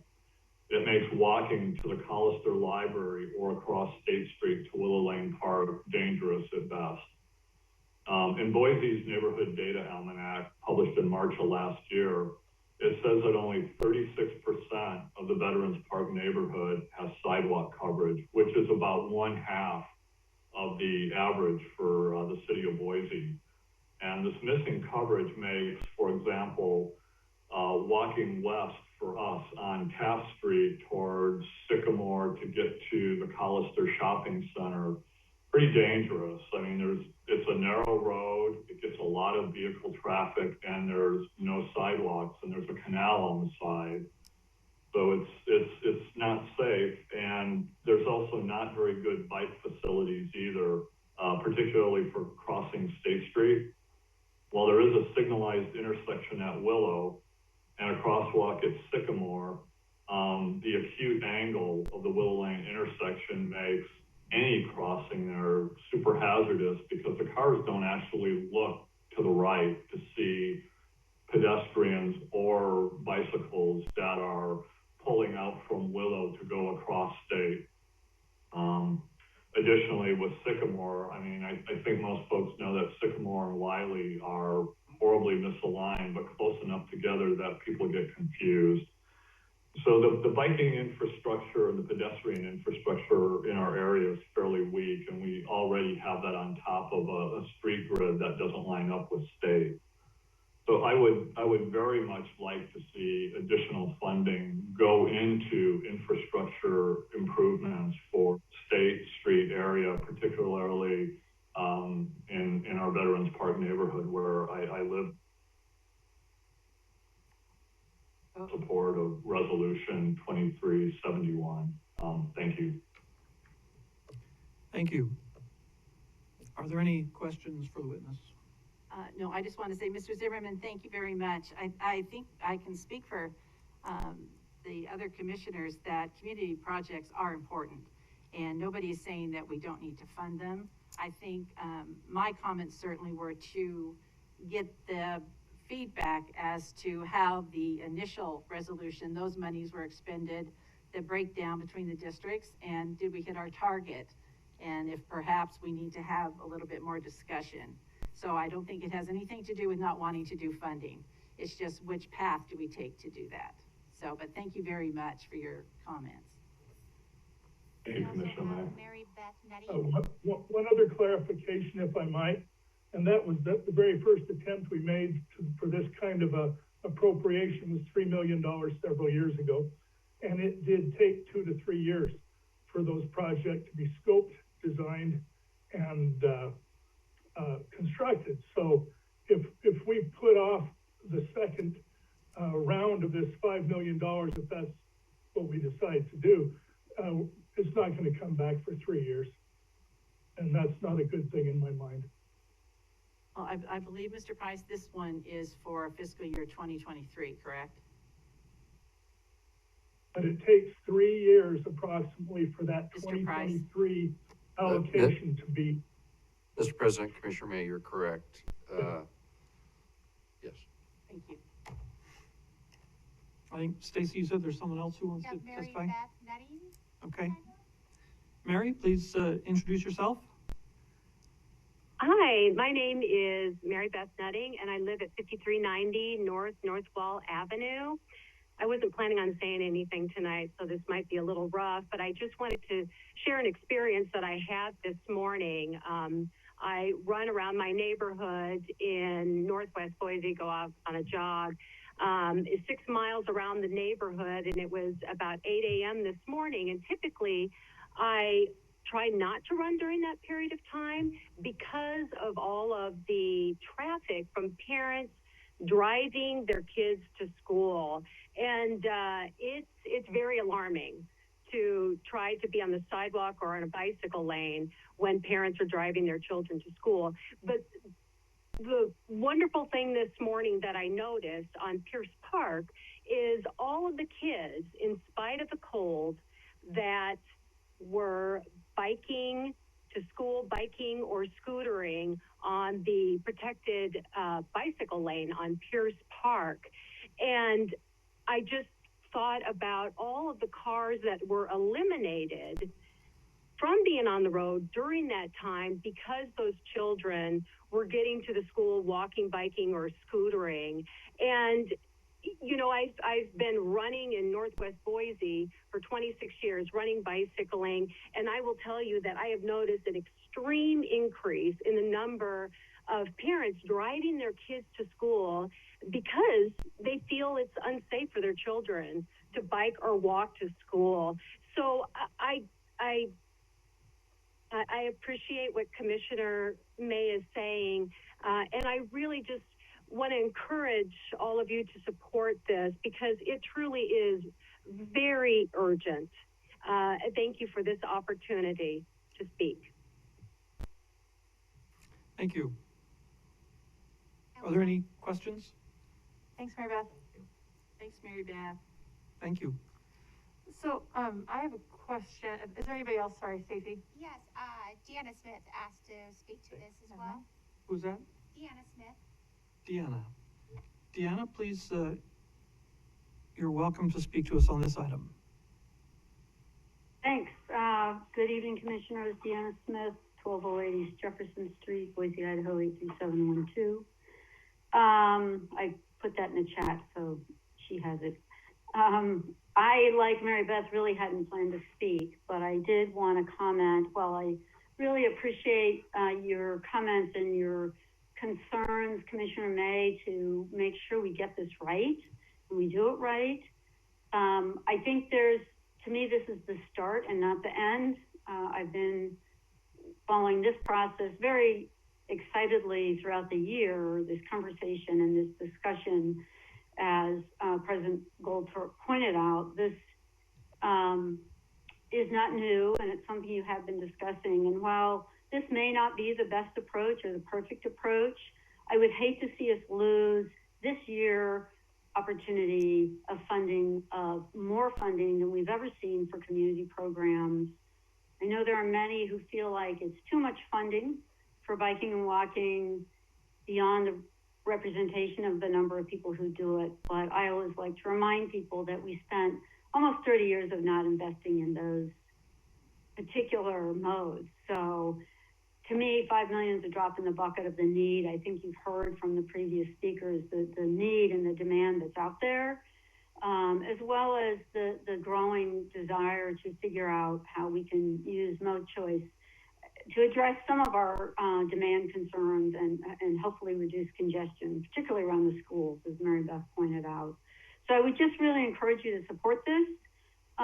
This is important funding, it's needed funding, and if you then want to continue forward and look at the questions Commissioner May has raised and figure out if there's a better approach, I really love the idea of putting it in the budget as a line item. I would encourage you to do that as well. Thank you for your time tonight. Thank you. Are there any questions? No. Thanks, Deanna. Thank you. That's it. Marissa. It looks like someone else has their hand up.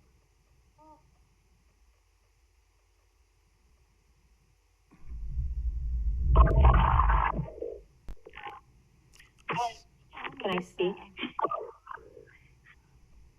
Haven't seen Is that you okay? for a while.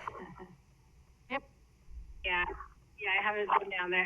Marissa Keith, 3279 South Cloverdale Road, Boise. And I would just kind of reiterate what the other speakers have talked about tonight. Our neighborhood association just had their annual meeting last week, and I've met some new people, which is great. We love seeing new people at our meetings, but they really had some good praise for some of the community projects that have come into Southwest Boise in the last few years. You know, those projects, they don't typically cost a lot of money and they're pretty small, but they really do benefit our community. And I would just like to say anything that can be done to get more of those things sooner, I think would really be appreciated by the neighborhoods. Thank you. Are there any questions? No, I just, again, I don't think we're talking about taking away funding.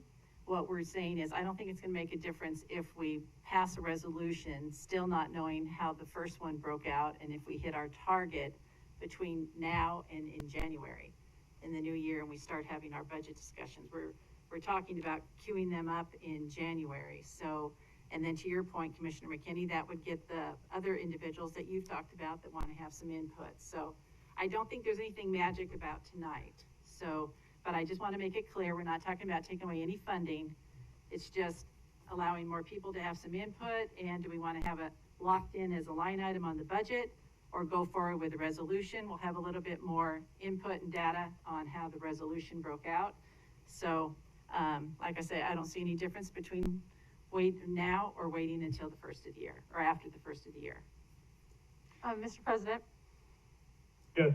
So I've got, couple questions about the resolution, because, you know, I know we went through the process, we passed the resolution, you know, Commissioner Goldthorpe, I remember you emphasizing very strongly that, you know, it's $1 million per district. And I took that message to heart, and I went and met with my neighborhood associations, and when I was trying to, as a new commissioner, trying to gather, you know, their feedback and insight about, you know, what are these projects that they really think that we need to happen right now, that could be those low-hanging fruit. And so then when we had all of those great work sessions on the integrated 5-year work plan, you know, we presented those, I remember talking to you about it, you're like, present those ideas. So I remember doing that, and I think, you know, Diane Bevins in her earlier presentation today just shows kind of the limitations of working in our environment with all of the growth that we're experiencing, all of the funding, right? So when we presented those ideas, you know, staff, you know, really were excited about those ideas, but they're like, we can't implement them this year, or this project that you said could go towards your district for that $1 million isn't really in practice going to be reflected in that. And so that was really confusing when I would go back to my neighborhoods and they'd be like, well, where's that $1 million that you said? And so I'm just kind of curious, Steve, because it doesn't seem like the resolution as it's written right now is any different from the other one, and it would remedy that, because to Mary's point or Dave's point, that this $1 million really is just for that, is the next fiscal year. It's not going for, you know, in 3 years, like you alluded to, I think, Commissioner Goldthorpe. So I just wanted some clarification, Steve, if you would, if there is anything different, because ultimately I understand our staff only can do so much with the time that we even have, regardless of the funding. Isn't that correct, Steve? Mr. President, Commissioner Pickering, that's absolutely correct. In fact, I'll just be frank with you, and that is a big concern, even through the September timeframe of putting those lists together. The wish list, if you will, is very difficult to implement. And some language we did put in to address that, and I worked with Justin and his staff. ACHD, this is number 3, and therefore ACHD staff will use best efforts to prioritize program and expend the additional funding, but it's really within that time frame. Mm-hmm. And so, you know, that will continue to be a challenge, but the dedication of funding and the implementation are two different things. We don't know. You know, I think the word from staff is it's going to be very difficult to meet the expectations of all the community programs. Many of the ones that were requested were already in the 5-year work program. But one thing we do encourage by getting this done earlier is that there will be a discussion about what project list would be included within the next year budget cycle. And so the more time we have to be able to identify those, then the quicker we can try and get those done. But for the commission to think that we're gonna get $5 million of, even though it's been allocated and it's within the budget, it's gonna get done within a year. I'm just telling you, it's not gonna happen that in practical reality because of all of the resource issues that are going on. Well, so, I mean, oh, go ahead. Go ahead. Well, Well, you know, go ahead, go ahead. you know, we keep talking about $5 million being spent in 1 year, and I think every single one of us has heard at least 100 times each that that's not gonna happen. And so why in the world we keep dropping back to that is absolutely beyond me. When I talk about the $3 million in the 3 years, maybe we ought to have Paul Daigle come up and explain how that actually happened, because the situation hasn't changed one iota. We were able to push through some scoping. Now, when we get through with the design and the construction, I can guarantee you the list of things that we had on that list this year are going to cost more than $5 million. And if we don't enact this resolution, we won't have anything left to make it up. Well, Commissioner Goldthorpe, I mean, my point is similar to what Commissioner May has said. You know, I'm in full support of the funding going towards community programs, but how we structured the conversation the first time, it made it seem really simplistic to the public that, you know, it's just this million per district and, you know, we've got these projects that will just, you know, maybe it's $1.5 million or $1.25 million or whatever it is, right, that can fit in this nice little bucket. And then in reality, it seemed like that just wasn't the case, and we had to, you know, we expanded our community programs budget, which was a reflection of what the majority of the commission wanted, which is great. But there wasn't an easy correlation to say that this $5 million, this $1 million was in this district, this $1 million was in this district. And that's my point. It's just the communication and the ability to accurately describe where each of this million is going. And we, to Mary's point too, we haven't been able to assess if that million was actually equitably spent across the districts. We just don't know. So again, I think I'm not opposed to the funding at all. It's just the mechanics of the resolution itself and just preventing that confusion moving forward, because I got lots of questions from my neighborhood associations about, well, where is that million? And I'm like, I couldn't point to it. I had to say, it's a lot of these programs and projects that I'm very proud of, but it didn't make sense as it pertained to that resolution that we had passed. That's my point. And Mr. Price, we had those discussions here about the, you know, how it was evolving and growing, and I think our workshops were awesome. I know I learned a lot with Christy and Justin down there on the floor, but the message, I don't think perhaps we articulated it as well to the public, because just a couple weeks ago, I was with Kay Hummel and her neighbors over there walking and looking at sidewalk gaps, and I was asked point blank about the million that was coming to the district. And so there is still a little bit of miscommunication out there. So I think, you know, I still don't think waiting until January is going to make a big difference to have more of this discussion and perhaps tweak some of the language and at least get that expectation corrected that's out there, because I know I'm still getting calls about where the $1 million went. So we need to correct that and package that as our message too. And I don't think we're hurting anything by waiting until January. Well, I would remind the commission that they haven't heard one single question or one single iota of confusion from at least one district in Ada County, because it was explained to my district, to Marissa and others in the same context that the $3 million that was initially spent, and which Commissioner May, you had some of that spent in your district, and I don't know why you or anybody else figured this would be any different. I hear what you're saying, Commissioner Goldthorpe, but initially it was told to everybody, and that's what got out there. And I've had several people call me and want to know, and like I said just a couple weeks ago, so I'm glad everybody in your district understood the constraints there. But I think initially when it came out, it was, gee, commissioners, how would you like to have an extra $1 million to spend in your district? And of course, we all jumped to it, and we all did our homework, and we came in with our lists, and then everything kind of evolved, and we listened to Justin and Christy about, you know, the hoops that we had to go through and the difference between scoping and concepts, etc. So it was a learning curve for everybody. So that, but the truth of the matter is, there are a lot of people out there that still ask the question about where the $1 million went. So that's why I'm saying, I think we need to have a little bit more protracted discussion and perhaps maybe tweak some of the language, but make sure that we manage those expectations and everybody is aware going forward. So those are my thoughts. If I may, can I add? I'm sorry, Mr. President, I'd like to add a few thoughts. I think Commissioner May's concerns are completely valid and are, give us reason to say, okay, let's not necessarily do this now, let's wait.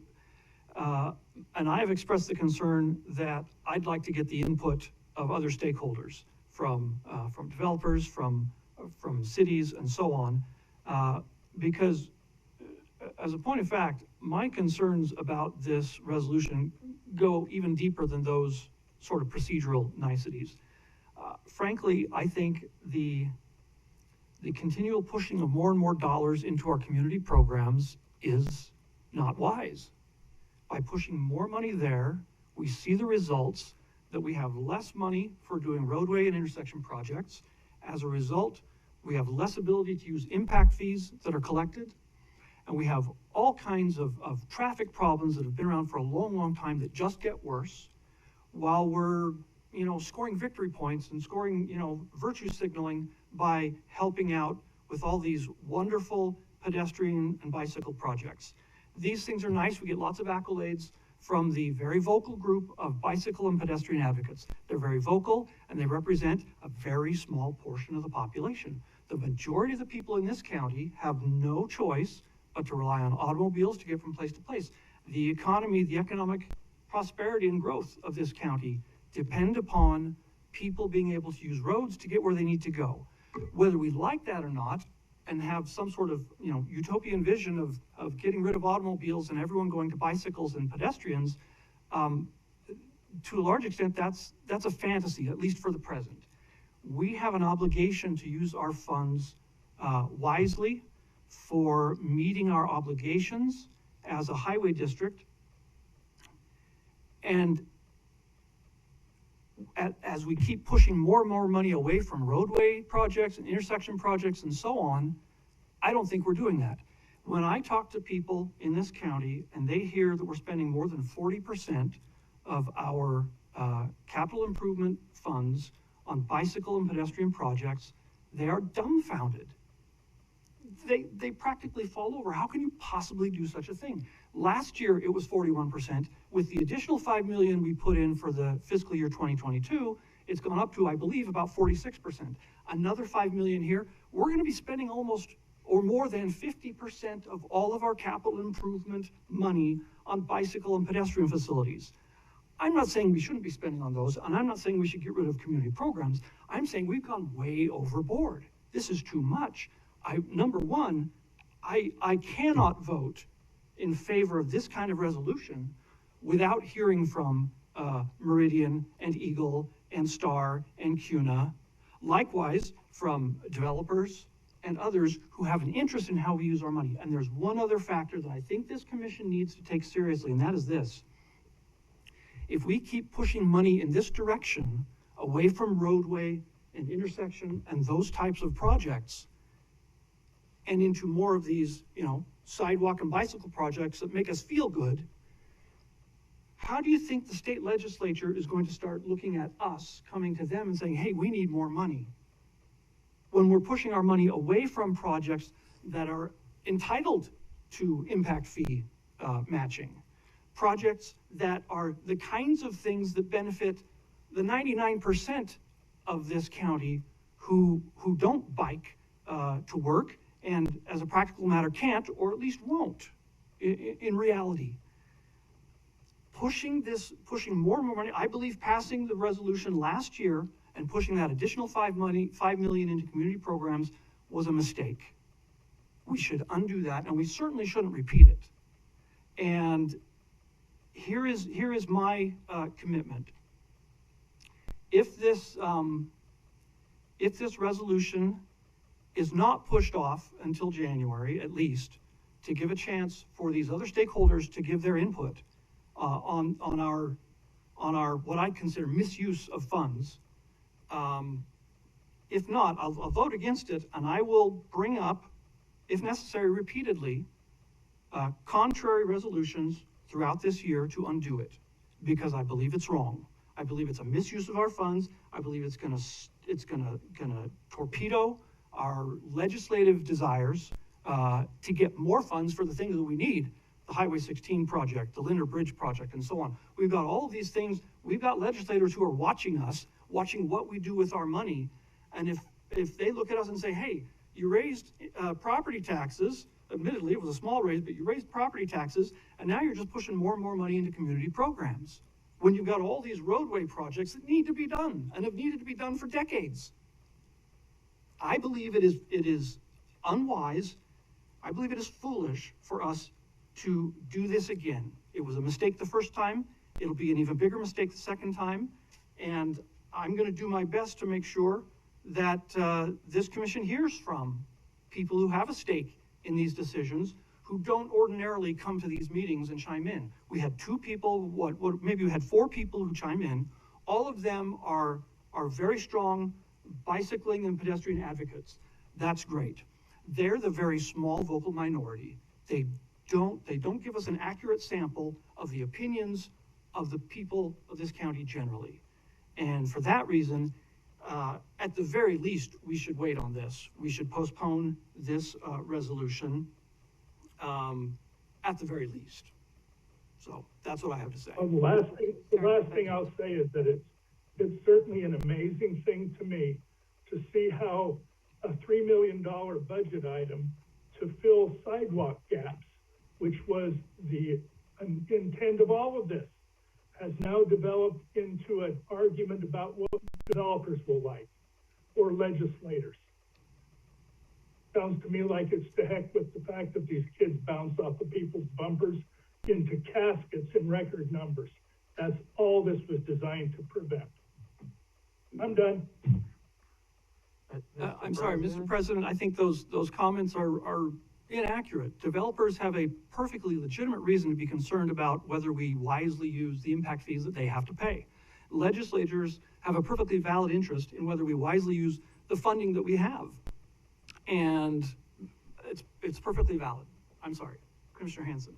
Oh, thanks, Mr. President. I'm going to cast this in a slightly different view. Most of the new roads, all the new roads that we're building today, have the kind of facilities that people in a lot of neighborhoods do not have. The standards by which developers are required to build roads and the standards by which we're required to build facilities, they didn't follow 50 years or more ago. And so as folks, and many of them I represent, have been saying, well, what about our neighborhood? We just say, wait. There's a huge temptation to build new.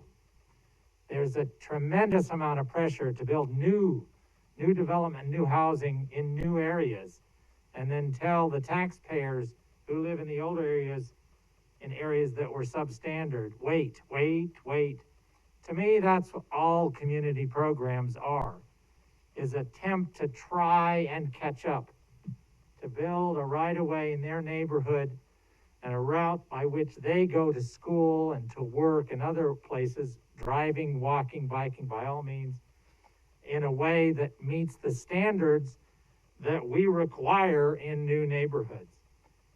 They are also taxpayers. And frankly, their property values have gone up tremendously. And so a lot of their taxes are going to help fuel the expansion of the system that they don't benefit from. I view this, and sitting on the commission for the last 9 years, I've seen the way in which surplus monies have been.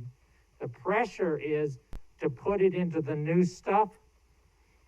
And I appreciate Commissioner Goldthorpe insisting that it go into trying to catch up a little bit, the 50 years, the 100 years by which these neighborhoods have been ignored. And so I appreciate that. I think that's the underlying philosophy. We set some high expectations. We are not abandoning our our base, which is of people who live in these areas that the infrastructure didn't meet those standards, and they're entitled to have a safe place to walk, to bike, to drive. It's all an integrated right-of-way. I don't know where Commissioner McKinney gets his percentages, but my observation is the vast majority of our efforts is to facilitate the movement of automobiles. In fact, a couple of weeks ago, we were talking about access to a parking garage, and we measured only the safety with respect to the cars. We didn't have a measurement yet even to figure out how to balance that against other modes of transportation. So this whole system has been designed and developed, and we're gradually changing that so we can measure it.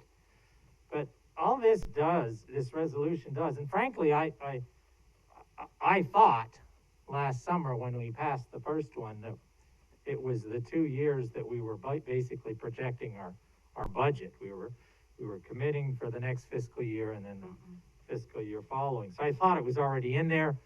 You know, I'll take the responsibility for not realizing it didn't apply to 2 years. It was only applied to one. So it just makes sense to extend it. I think there's a lot of flexibility in that language. It's broad.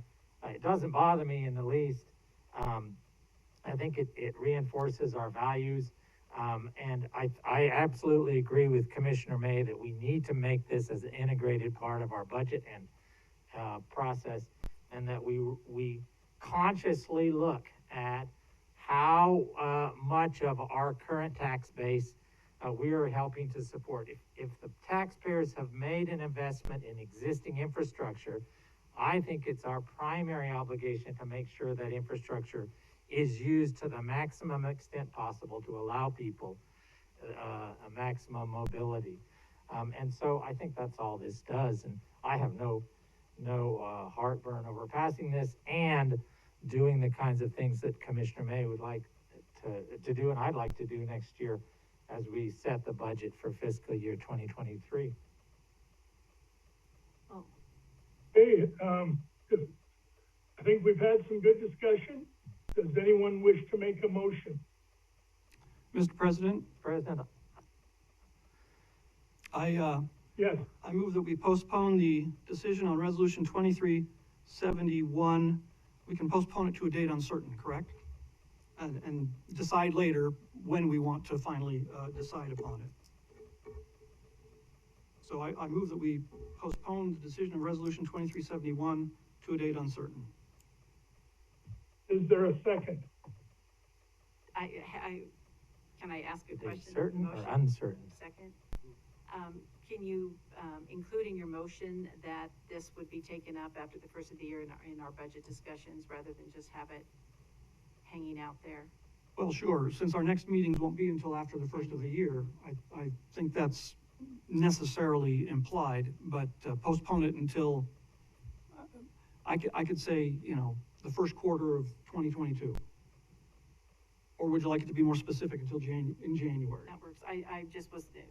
I do want to have more of a protracted discussion after the first of the year during our budget cycle, rather than just throw everything onto this here in December. So I will second that motion.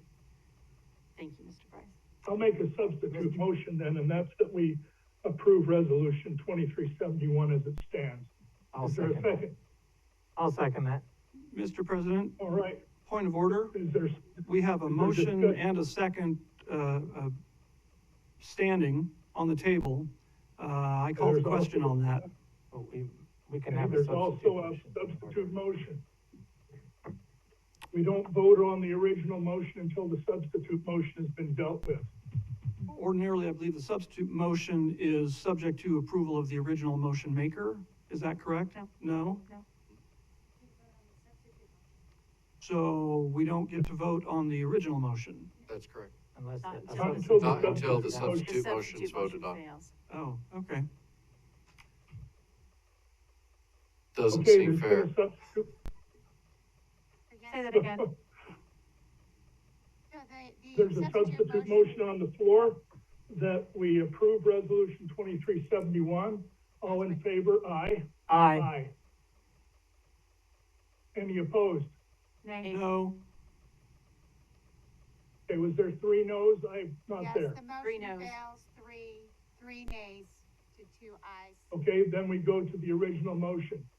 The original motion is to deny resolution 2371 until such time as Commissioner McKinney had already verbalized. All I in think the favor? motion was to postpone it to be January. decided until January, I believe was how it ended up. Said first quarter. First quarter. You said first Okay, quarter. first quarter. First quarter is where the motion originally was, to Yes. postpone this till sometime in the first quarter to be decided by the commission. And Mr. Okay. President, And that was the second to that. Yeah. there was a second, yeah, and before we go to a vote, I just wanna say, and thank you, Commissioner Goldthorpe, for your efforts in getting this conversation, this idea pushed forward. It's changed the way our communities talk about these things. My district talks about these things. They recognize the value of this investment and they want to see it continue. Although Commissioner McKinney has a very different opinion than I do. I just think on a lot of things and transportation philosophies that seem a bit outdated.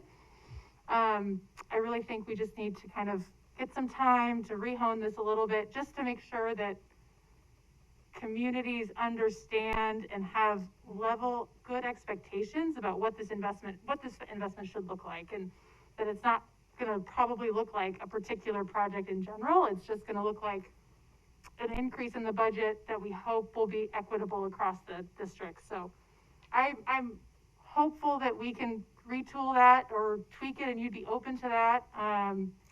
And I really hope that this discussion doesn't decrease any momentum to adjust that budget to reflect that increase. I would just add on to that, what Commissioner Pickering just said. I do think the process started, and again, I found those workshops very valuable, just to really get into the nitty gritty of how projects evolve, and I think Justin and Christy did an awesome job with that. And I think this has just sparked and has brought to light the need to be a little bit more explicit and manage those expectations, because I think it started as one thing and kind of morphed into something else, and I think it would be a little bit foolish to move forward until we have more of a discussion and more input. So, but I do agree on your comments. Thank you. And the motion is before the commission. All in favor? Aye. Aye. Any opposed? Nay. The motion passes. We will now go into the final portion of our meeting, which is public communications, and I understand there is someone who'd like to address us. Yes, Mr. President, I believe Dolores Foraker is here in the auditorium and would like to address the commission. Great. First of all, thank you, Commissioner McKinney, for saying my name correctly without needing to ask. I have a brother-in-law who lives on 4 Acre Drive in Cuna. Okay. My name is Dolores Foraker, and I live at 10155 West Calico Street. That's in Southwest Boise. Mr. President and Commissioners, I've enjoyed this spirited discussion. I really appreciate what Mr. Hansen has said about people who have lived in their communities for a long time and are seeing all these beautiful new subdivisions being built, and our tax dollars are not getting us safer neighborhoods or better places to ride and walk. And it's a chicken and egg sort of situation. If it's safer to drive your car, you're going to drive your car. If it's safer to bike or walk, people will bike and walk more. And we've heard that over and over again this evening too. So I'm here as a private citizen in a neighborhood with very poor bike lanes. I am a bicyclist. I live within a mile of several grocery stores, a library, a couple of miles to the gym, a few miles, 2 or 3 miles to 2 public schools and a junior high and an alternative school. The bike lanes in our neighborhoods are deplorable. These are old roads, they are old subdivisions, but they are full of kids who go to Amity School, to West Junior High, and the alternative school there. There is plenty of shopping that can be done in our neighborhood on a bike, but it's very difficult to go to some of those places. For children living in some subdivisions off Victory Road, for them to be able to ride their bikes to the library at Victory and 5 Mile is a dangerous proposition. I need to tell you about that stretch of road, particularly on Victory Road west of 5 Mile. This area is dangerous, not just for motorcyclists. No one walks it because it's dangerous for that reason. And for motorists too. The white line on the road is very near to the edge of the road. The asphalt there is broken off in chunks. It is dangerous to ride your bicycle there. If you have to get over, you're getting over in gravel, and there are some places that force you to go over into the gravel very quickly.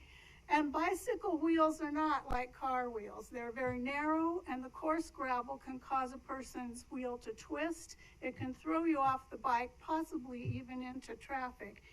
And if Boise wants to continue as a city that is having less inversion, cleaner air, we need to make it possible for people who want to bike more and walk more to be able to do those things.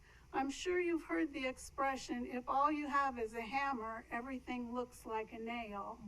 If we continue to improve roads to the point where it is possible for drivers to be out there in their cars, and we have more and more cars, can we not lighten some of that traffic with making safer bicycle and pedestrian lanes? This is an important concept. Also on Amity Road, between Maple Grove and Eagle, those bike lanes are in the same condition. The Y is out there. They are building some more subdivisions out there. Amity Road has really nice bike lanes right in front of Amity School and maybe all the way to Maple Grove. So for that half mile, but to the other side, the bike lanes are dangerous. They're narrow. They're not maintained. Now, I understand that some of these roads are in the long-term plan, the way long-term plan. There's a 5-year plan that starts at Locust Grove and comes to Eagle and then will come this direction, maybe in the next 15 to 30 years. That is not soon enough for these neighborhoods where people have lived for years and paid their taxes and are not getting value for that. So I think more children would be able to ride their bikes, and as the one woman said, fewer people will drop their kids off at school because it's not safe for them to be walking and riding their bikes. I hope we don't have to wait for some kid to be injured or an adult who bikes to work to be injured on these roads before these issues can be corrected. So, since it's taking so long to get these projects coming from Eagle Road into town, I'm wondering if there's any plan to chip seal these roads in the next 5 years. If that happens, can we not make adequate bike lanes while we're doing that? Can we not just expand the road bed a little bit and put some bike lanes there to make it a little safer for people in our neighborhood, so we don't have to wait 30 years for our neighborhoods to be safer and healthier? Thank you for your time. Thank you very much. Thank you for waiting. I have a comment for you, ma'am. Oh, don't run away yet. He can't see you back there. Okay. I'm the guy on TV. Yes, I So, see. I just wanted you to know something because you mentioned Amity School. Part of the money that we allocated in the budget this year is going to go to a route that will provide perfect connectivity to Amity, from Amity School to the neighborhoods to the north. That's happening. Okay, thank you. Now we need to get to the neighborhoods to the south and to the west. I appreciate your comments. Thank you. There's much work that needs to be done, and we need to do that work in our older neighborhoods so that they can see that their tax dollars too are valuable and that they too are valued as citizens. Thank you. Thank you. We value your input, so thank you for sticking around. Thank you. Mr. President?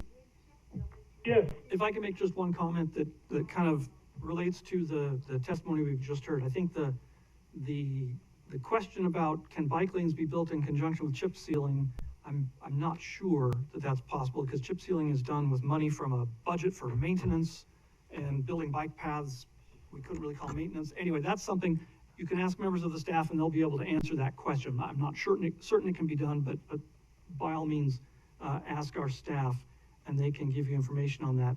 Let me just say one thing though about the need for, sidewalks and other things in existing and older neighborhoods. And we're late, so I know I'll be quick.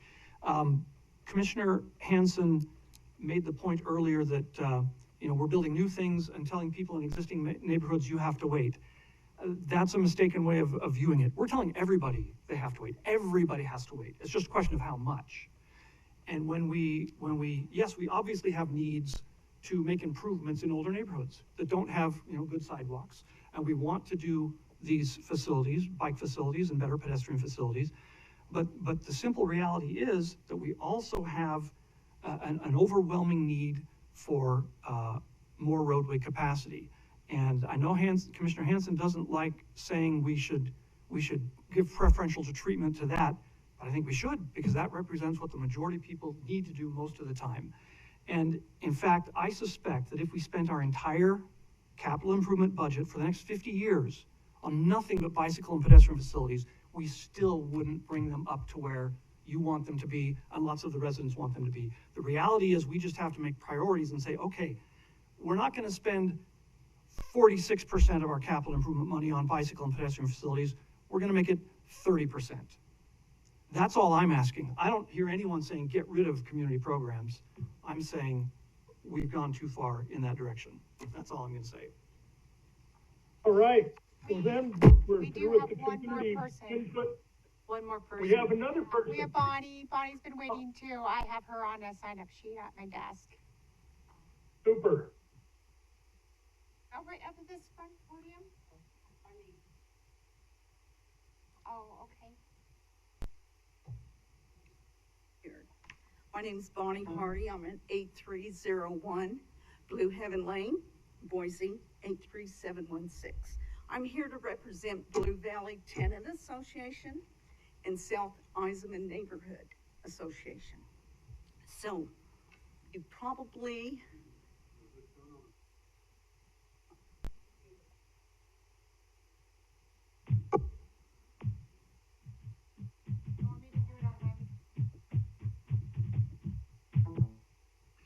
Thanks, Bonnie. We got your letter and Yes. read it. I really appreciate that. Thank you. We're always struggling over there. Exactly. Talk about an older neighborhood that's been ignored. It is out there, isn't it? Thanks for sticking with us. We only have two people in our neighborhood who bike to work because it's dangerous. Oh my gosh, yeah. You got freeways and semis. Anyway, we're here because... Corrupted. We can't get that. Oh, you can't get it? Oh, no. Was it the letter that we... Well, I had some great pictures. Pictures are always great. Well, feel free to email them to us after the fact. That would be great. I will. Yeah, thank you. Anyway, as everyone knows, Gateway East Urban Renewal District is really busting down doors, and that's great. But as the letter that I gave to each of you, you can see the figures that are happening, and that is projected, and there's still empty lots. So we're looking at the 3,732 more automobiles on Eisman Road that is projected in the 5-year plan to be improved in 2036. And it's a 2-lane road now with no shoulders. I think you might remember the picture of the kid with the backpack going down the road. And anyway, so it's a 2-lane road. they did come out and do some double striping on it because the semi trucks just whiz through there. The kids are trying to get to the school bus and they still continue to cross the yellow line. I had a great shot, which I'll send to each of you, that shows the semi truck crossing the two yellow lines, 3 kids walking, 2 of them down in the gutter because there was no shoulder, and a car coming near them. And it just so happened a resident had been there at that time and she took a picture, said she couldn't believe it. So we have some serious problems that are going to continue, and we always like to try and bring a solution to the table. And it just seemed ironic that the first discussion was about closing roads. And then it went on to road safety. So I thought, oh, good, I'm getting it from both ends. And, we talked about it and we came up with that idea. And I had no idea about closing the road midway because I don't know how ACHD would approach this. But I have talked to CCDC, and believe it or not, Mary, you told me last time, the Urban Renewal District needs to get those sidewalks. Well, guess what? I guess they got tired of hearing from me and showing up at a few meetings, and they're giving us sidewalks, but and street lights, and they're doing a turnaround for the bus, so that will be taken care of. We actually have spray paint on the ground, so we're hopeful. But that doesn't cure the problem of the constant building of these heavy-duty industrial areas. We expect it. We always said we expect it. We definitely didn't want the diesel next to us, and they finally accommodated us on that. And R&L's doing great down the road. And but now we have a 1.3 million square feet facility that they're planning on buying the Yankees property right next to us and putting up industrial buildings. And they're the ones who are coming on board with 1,804 parking spots, 202 trailer parking spots, and 243 docks. But at the same time, Winco has submitted their extension proposal where they're going to extend another 594, 100 cars, 190 trailer parking, and 75 more docks. Amazon, of course, has gone in there, and they're not even operating at full capacity because they haven't got the employees yet, and so that traffic hasn't come about. So when I look at the 5-year plan and I see 2036, and I see that the proposal's only for a 2 or 3 lane improvement, I don't see how that's going to help us out there. That traffic's going to continue. The weight of those semis are going to continue to deteriorate that pavement. And the sad thing is, when we're out there, we're kind of monitoring it because we have Adopt a Highway. We get out there and clean up Eisenman. And we watch the semi trucks. They don't go out memory lane over there where Micron have built exit 59 for the overpass, specifically for them to enter and exit without any stop signs or stoplights, but everybody wants to go to Gowan Field 57 exit. And so to me, by dividing that road and having it, we drove it 1.5 miles in each direction.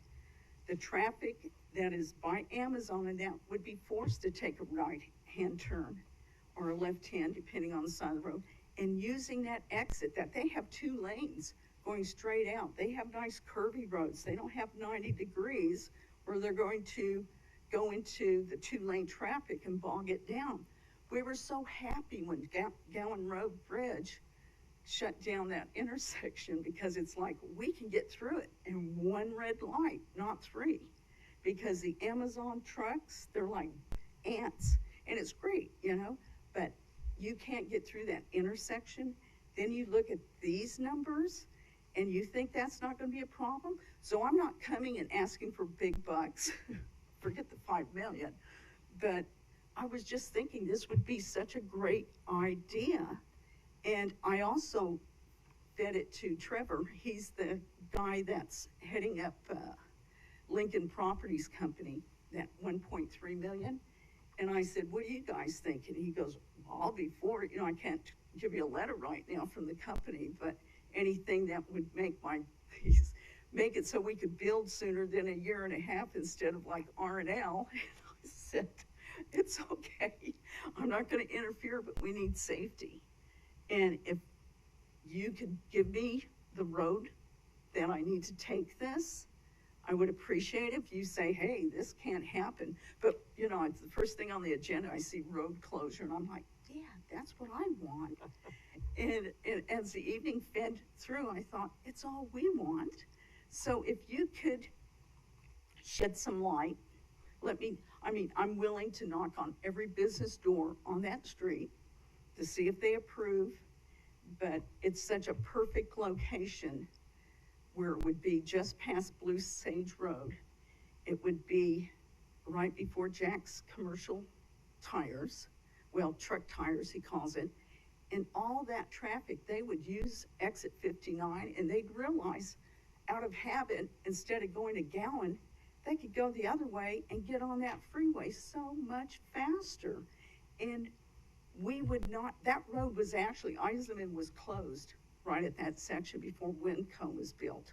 And that's when they extended it, and Micron extended the exit 59.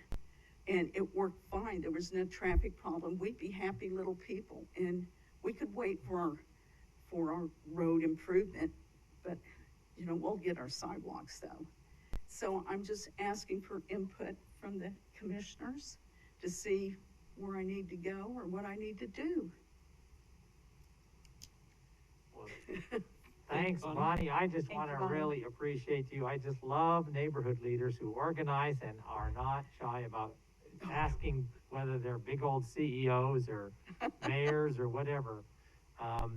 And that's how things get accomplished. It so does. Let's work together to do that. One thing I would suggest, go out there and look at in Harris Ranch and Barber Valley, because I lived up on the hill up there years ago, many years ago, when the Harris Ranch was going to grow and grow and grow. The people on the old highway, which is Warm Springs, the old highway, would fed straight down the middle of town, and what they were able to do is get it disconnected. I mean, still connected, right? But I remember the that. main traffic actually heads over the river down Park Center, which is designed very differently than Right. Springs. Who knows? That might be an option, and the city might be able to throw that in. So all kinds of options exist here, but I just want to appreciate your thank you. willingness to. Well, I appreciate you guys. I feel comfortable coming to the ACHD meetings because the people said, do you want us to come? Good. And I thought, no, they're actually pretty civil. So, and I like the way you guys kind of do this between you, because that's a good thought process. I mean, I respect that instead of everybody doing this. I mean, different views, but we really like and respect each other. Oh, yes, it shows, and I appreciate that. And that's a great proposal for long term, but you know, when I'm looking at this increase in numbers of cars and things, they're going to be building. I mean, Winco hasn't even got their permit yet, and they've got earth movers out there. Yeah. I mean, same with Amazon. They hadn't got their permit. They already cleared the lot, had the work fences up, and I thought, that's pretty presumptive that you're going to get it approved. So this stuff is moving quickly. That's the reason we're really at a standstill and panicked because of this traffic. And it's amazing because when I talked to Trevor Nickel is his name, and I said, did you do an impact study? And he said, well, we're hiring someone and we'll have that to present to ACHD. And I go, I just think that's so biased to do it that way, because I told him, I said, is your person that you're hiring going to say something bad about you? And he said, no. And I said, I don't want to hear about your impact study, but I see the traffic. And I said, you know, we have volunteers that would sit out there probably and clock them. I mean, that's how tight the community is and how they feel that they can make an impact on people's lives. So if you have input as far as, you know, doing that type of a road ending, because I was in Washington and I saw where they had the same road, they had like, you know, 57A or 50 and B, and it was the same road, but the road was closed and one exit went to one side and the other exit went to the other side. And actually, Mr. Gass, I had talked to their manager, and he said they had problems with Google getting the people to his Mr. Gass because it came up as Memory Road, which Memory is actually the little circle that's going to be a roundabout when Lake Hazel Extension comes down. So I noticed on the interstate, they had put up another sign that said Eisenman and Memory Road for the exit going south on I-80. I mean, yeah, south. So, you know, there's all these little thought patterns, but I don't know where to go You want to from get here. out, you want to get out in front. If you would send your additional pictures to us, and I know Ms. Spencer will get those right out to us. And Director Wong, is there somebody that she could connect with on our staff to just kind of take a look at her concerns out there and maybe give a little bit of advice? If we could connect her with somebody. Yeah, this strikes me as initially maybe a traffic calming issue or question. That's probably the first place to go. Kinda So help our with some traffic direction, et cetera, engineers, since she's come to us, so we could connect. contact staff and absolutely Okay, we can. that would be great. So we'll have somebody, yep. Yep, we'll have Because somebody. we're willing to do all the legwork, get everybody whatever needs to be done. So after you we send us those stronghold them. pictures, and Bonnie, and we'll make some sort of connection Okay. for you so that we can. Okay, sounds good. Offer Thank some you advice. very much. I appreciate you guys. Thank you. Merry Christmas, Bonnie. Thank you, thank you. All right, folks, the moment is here that you've been waiting for. The meeting is adjourned. See you in the morning. Thank you. Merry Christmas, everyone. See you all next year. And for me, these signatures. All right.